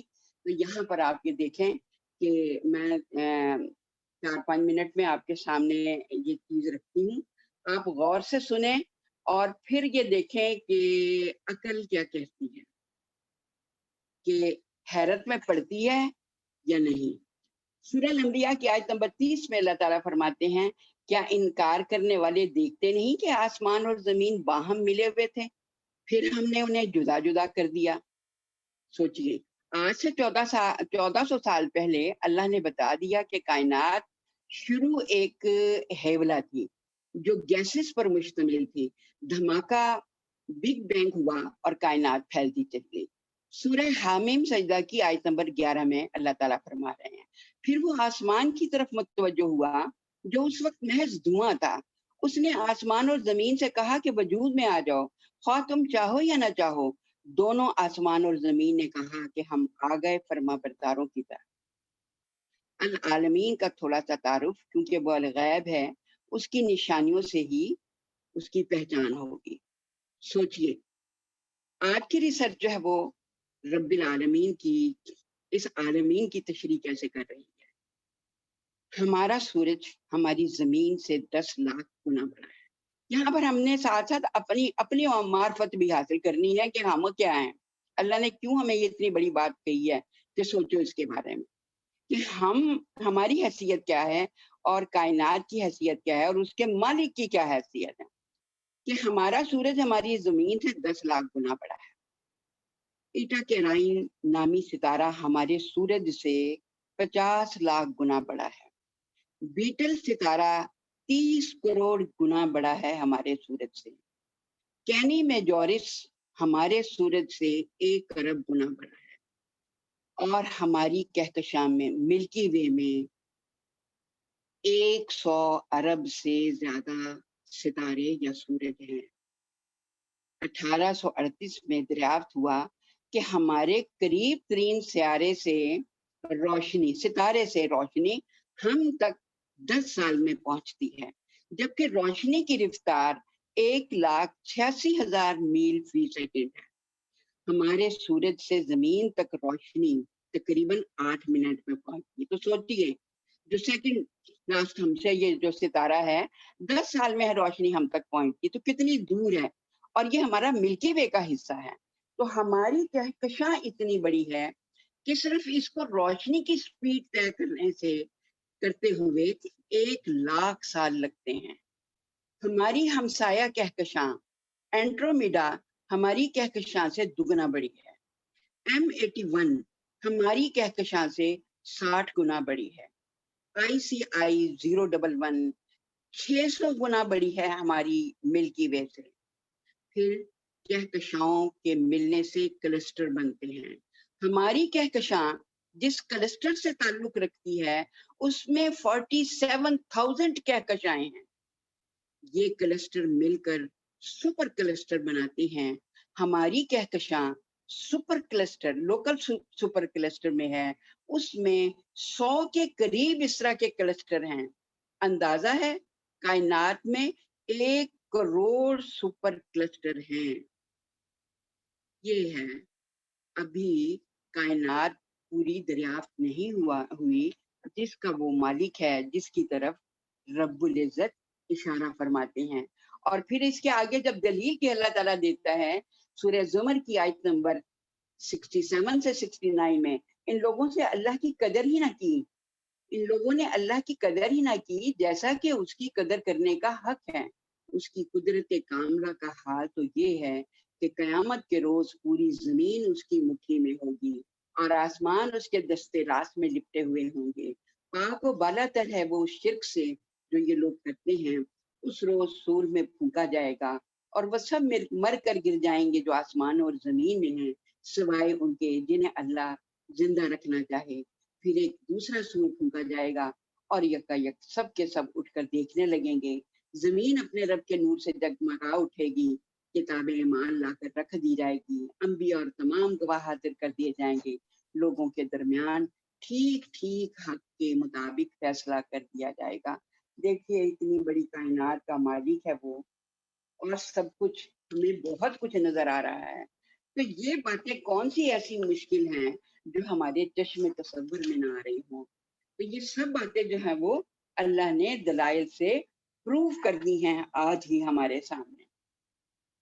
لیکن پھر میں اسی آیت کے اوپر واپس آتی ہوں کہ اللہ تعالیٰ نے ایک طرف تو اپنا یہ تعارف دے کر، یہ ریسرچ کا دروازہ کھول کر دراصل اپنی بڑائی کی بات کی ہے کہ وہ کیسا حکمران ہے، رب ہے. اور کیسا رب ہے؟ رحمان اور رحیم ہے. کیسا رب ہے؟ مالک یوم الدین ہے، العادل ہے. اور رحمت کے اندر شامل ہے یہ بات کہ اسے جو ہے وہ رحمان اور رحیم ہونا چاہیے. اب یہ بات کہ قرآن کا پہلا کلمہ جو ہے الحمدللہ، یہ سب سے زیادہ تربیت کر رہا ہے ہماری. کس طریقے سے؟ اللہ نے اپنے آپ کے لیے ساری تعریف کا کہہ کر پوری کائنات قیامت کے دن تک لوگ ریسرچ کرتے رہیں تو علم پورا نہیں کر سکیں گے، اس چیز کو پورا نہیں سمجھ سکیں گے. تبھی وہ فرماتا ہے نا قرآن حکیم میں کہ اللہ تعالیٰ فرماتے ہیں کہ سورہ کہف کی آیت نمبر 109 میں کہ اے نبی صلی اللہ علیہ وسلم کہو کہ اگر سمندر میرے رب کی باتیں لکھنے کے لیے روشنائی بن جائے تو وہ ختم ہو جائے، مگر میرے رب کی باتیں ختم نہ ہو، بلکہ اگر اتنی ہی روشنائی ہم اور لے آئیں تو وہ بھی کفایت نہ کرے. تو یہاں پر یہ بات سمجھ میں آتی ہے کہ اتنی بڑی عظیم ہستی ہے جس نے ایک دعویٰ کر کے پوری کائنات ہمارے سامنے رکھ دی، پروف کر دیا. کس بات کو پروف کیا؟ کہ وہی خالق رازق اور حاکم ہے. اگر ایسا نہ ہوتا تو دنیا میں فساد برپا ہو جاتا. وہ ہے، یعنی کوئی انجینئر ہے. اب جیسے یہ بات بھی آتی ہے، یہ بھی بات بہت سے بچے بھی پوچھ لیتے ہیں. الحاد چل رہا ہے اور اس الحاد میں مولانا ہی کی بڑی ایک زبردست مثال ہے کہ آدمی کو بات بڑی سمجھ میں آتی ہے کہ اگر آپ لوگوں سے پوچھیں کہ اگر کوئی ایسا شہر ہو جس میں بجلی کی تمام چیزیں چل رہی ہوں لیکن اس میں کوئی انجینئر آپ کو نظر نہ آتا ہو، کوئی آپ کو پاور ہاؤس نہ نظر آتا ہو، تو کیا آپ کہیں گے کہ یہ شہر جو ہے وہ بغیر پاور ہاؤس اور انجینئر کے چل رہا ہے؟ آپ کبھی اس بات پر یقین نہیں کریں. تو اتنی بڑی کائنات جس میں اتنے بڑے بڑے بلب اربوں برس سے اتنی اچھی مینجمنٹ کے ساتھ کہ 1 ارب ستاروں والی کہکشاں 2 ارب والی ستاروں والی کہکشاں میں سے گزرتی ہے، ذرا نیٹ پر جا کر دیکھیں، لیکن کوئی خلل نہیں آتا. اس زمین کے اوپر بھی آپ دیکھ لیجئے کہ سوائے اس کے کہ جو حصہ خشکی کا انسانوں کو دیا ہوا ہے اور تھوڑا سا اس کو اختیار دیا ہوا ہے، باقی ساری جگہ پر جنگلوں میں، سمندروں میں، ہواؤں میں ڈسپلن موجود ہے. کس کی وجہ سے ہے؟ کہ کوئی ہے جو اس ساری چیز کی مینجمنٹ کر رہا ہے، اور وہ ہے بھی ایک. اگر وہ 2 ہوتے تو کیا ہوتا؟ تو آپ کو زمین پر ایک گھاس کا تنکا بھی نظر نہ آتا. ایک پودے کو پیدا ہونے کے لیے روشنی، پانی، ہوا، مٹی کی ضرورت ہے. ان میں سے اگر آدھے بھی چیزیں 2 خداؤں کی ہوتی تو آپ دیکھیے کہ کوئی کہتا میں مٹی نہیں دیتا، کوئی کہتا میں ہوا نہیں دیتا، تو یہاں کا تو کچھ رہتا ہی نہ. تو اللہ تعالیٰ نے بھی خود بتا دیا ہے کہ زمین پر فساد برپا پیدا ہو جاتا، تو اس کا مطلب ہے وہ ہے، اور ہے بھی ایک، اور وہ کتنی پاور والا ہے کہ پھر یہ بات بھی وہ سمجھا رہا ہے کہ دیکھو پوری کائنات کے اوپر اس کی حکومت ہے. ایک چھوٹا سا حصہ ہے، خود سمجھ لیں کہ زمین کی وقت ہی کیا ہے، جس کا سورج اس سے زمین سے 10 لاکھ گنا بڑا ہے. خود انسان کی کیا حیثیت ہے، ایک چونٹیوں کے بل میں رہنے والی، ایک چونٹیوں سے بھی گئی گزری ہماری حیثیت ہے. اور انسان یہ کہے کہ میں بڑا عقل مند ہوں، اپنے لیے قانون سازی خود کر سکتا ہوں، تو یہ کیسی عجیب بات ہے. تو یہ آیت ہمیں یہ بھی سمجھا رہی ہے کہ پوری کائنات میں جب ہر شے کو اس نے بنایا ہے اور بنا کر چلا کر دکھایا ہے، 10 لاکھ گنا بڑا سورج چل سکتا ہے اس کی مرضی سے، کبھی خرابی نہیں آتی، تو ہم کیوں نہیں چل سکتے؟ اور مزے کی بات یہ ہے کہ زمین پر رہتے ہوئے میں اختیارات میں سے اس نے 100 میں سے 0.001 جو ہے وہ ہمیں اختیار دیا ہے، اور اس اختیار کے لیے 1,24,000 نبی بھیجے ہیں. لیکن ہمارا یہ حال ہے کہ ہم سمجھتے ہیں کہ انسان اپنے لیے خود ہی جو ہے وہ قانون سازی کر سکتا ہے. اچھا، آخر میں ٹائم تھوڑا رہ گیا، ایک بات جو ہے وہ اور سمجھنے کی ہے کہ دیکھیں ہم انسان جو ہے نا، ہماری دنیا میں فساد کس لیے ہے کہ ہم سمجھتے ہیں کہ تعریف کے قابل ہم بھی ہیں. انسان اپنی تعریف کس وجہ سے کر رہا ہوتا ہے؟ یا خوبصورتی کی بنا پر، اور ڈھیر اس نے انڈسٹریز کے لیے بنا دی، یا مال و دولت اپنی کھیتیوں پر، اپنی صنعت کاریوں پر، یا اپنے حسب نسب پر. یعنی چند ایک چیزیں ہیں جس کے اوپر جو ہے وہ اتراتا ہے یا بادشاہ بن بیٹھتا ہے. تو آپ یہ دیکھیے اللہ نے تو پوری کائنات سامنے رکھ دی، انسان کیا سامنے رکھے گا؟ انسان کے پاس بڑائی کی کیا دلیل ہے؟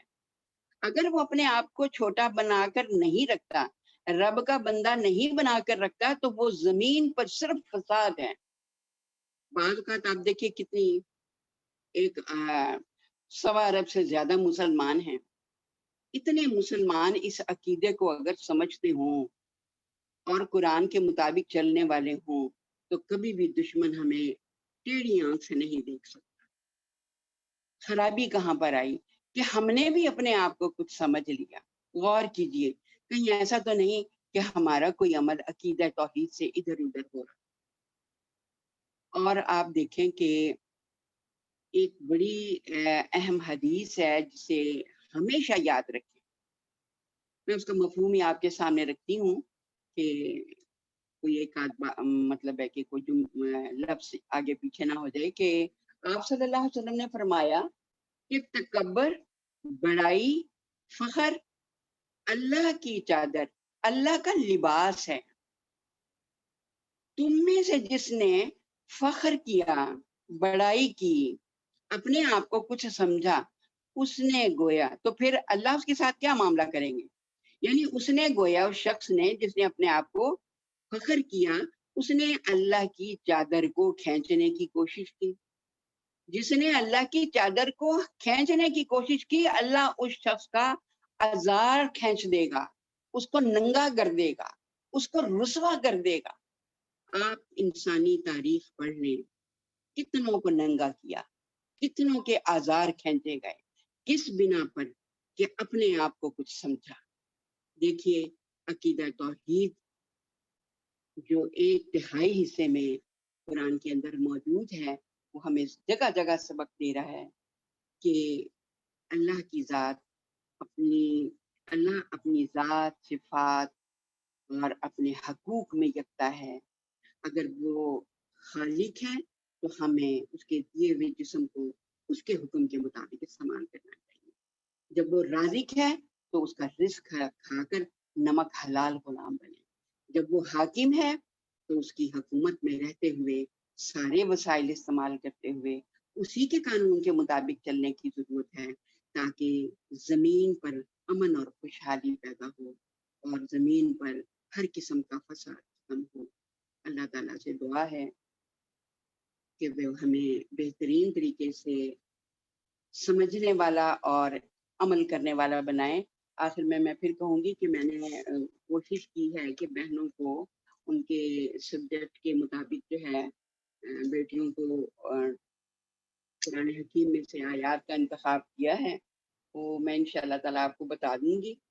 اور پلیز جو سبق آپ کو ملیں اساس دین کی تعمیر میں سے جیسے دیے تھے، تو وہ ضرور آپ پڑھیں۔ وہ انشاءاللہ اگلے لیکچر کے لیے آپ کو رہنمائی بھی دیں گے اور آپ کو درس کی تیاری میں بھی مدد دیں گے۔ اور پھر وہی بات کہ تمام ان باتوں کا دھیان بھی رکھیں جو ابھی ہماری محترم بہن سیما ملک نے بتائے ہیں۔ اللہ تعالیٰ جو ہے سب کا حامی و ناصر ہو، آمین ثم آمین۔ جزاک اللہ خیرن کثیرن شبنم آپ۔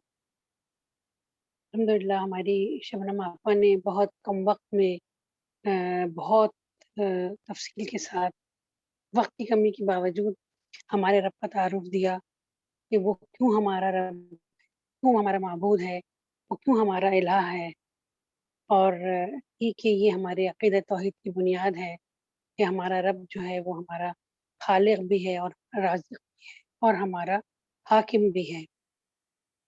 پیاری بہنوں، ہمارے پروگرام کا وقت ختم ہو رہا ہے۔ آپ سب بہنوں کی شرکت کے لیے بہت مشکور و ممنون ہوں۔ اللہ تعالیٰ آپ سب کا یہاں آنا اور سننا، اپنا وقت آپ لوگوں نے دیا اس کو قبول فرمائے۔ سبحانک اللہم و بحمدک، نشہد ان لا الہ الا انت، نستغفرک و نتوب الیک۔ السلام علیکم ورحمۃ اللہ وبرکاتہ۔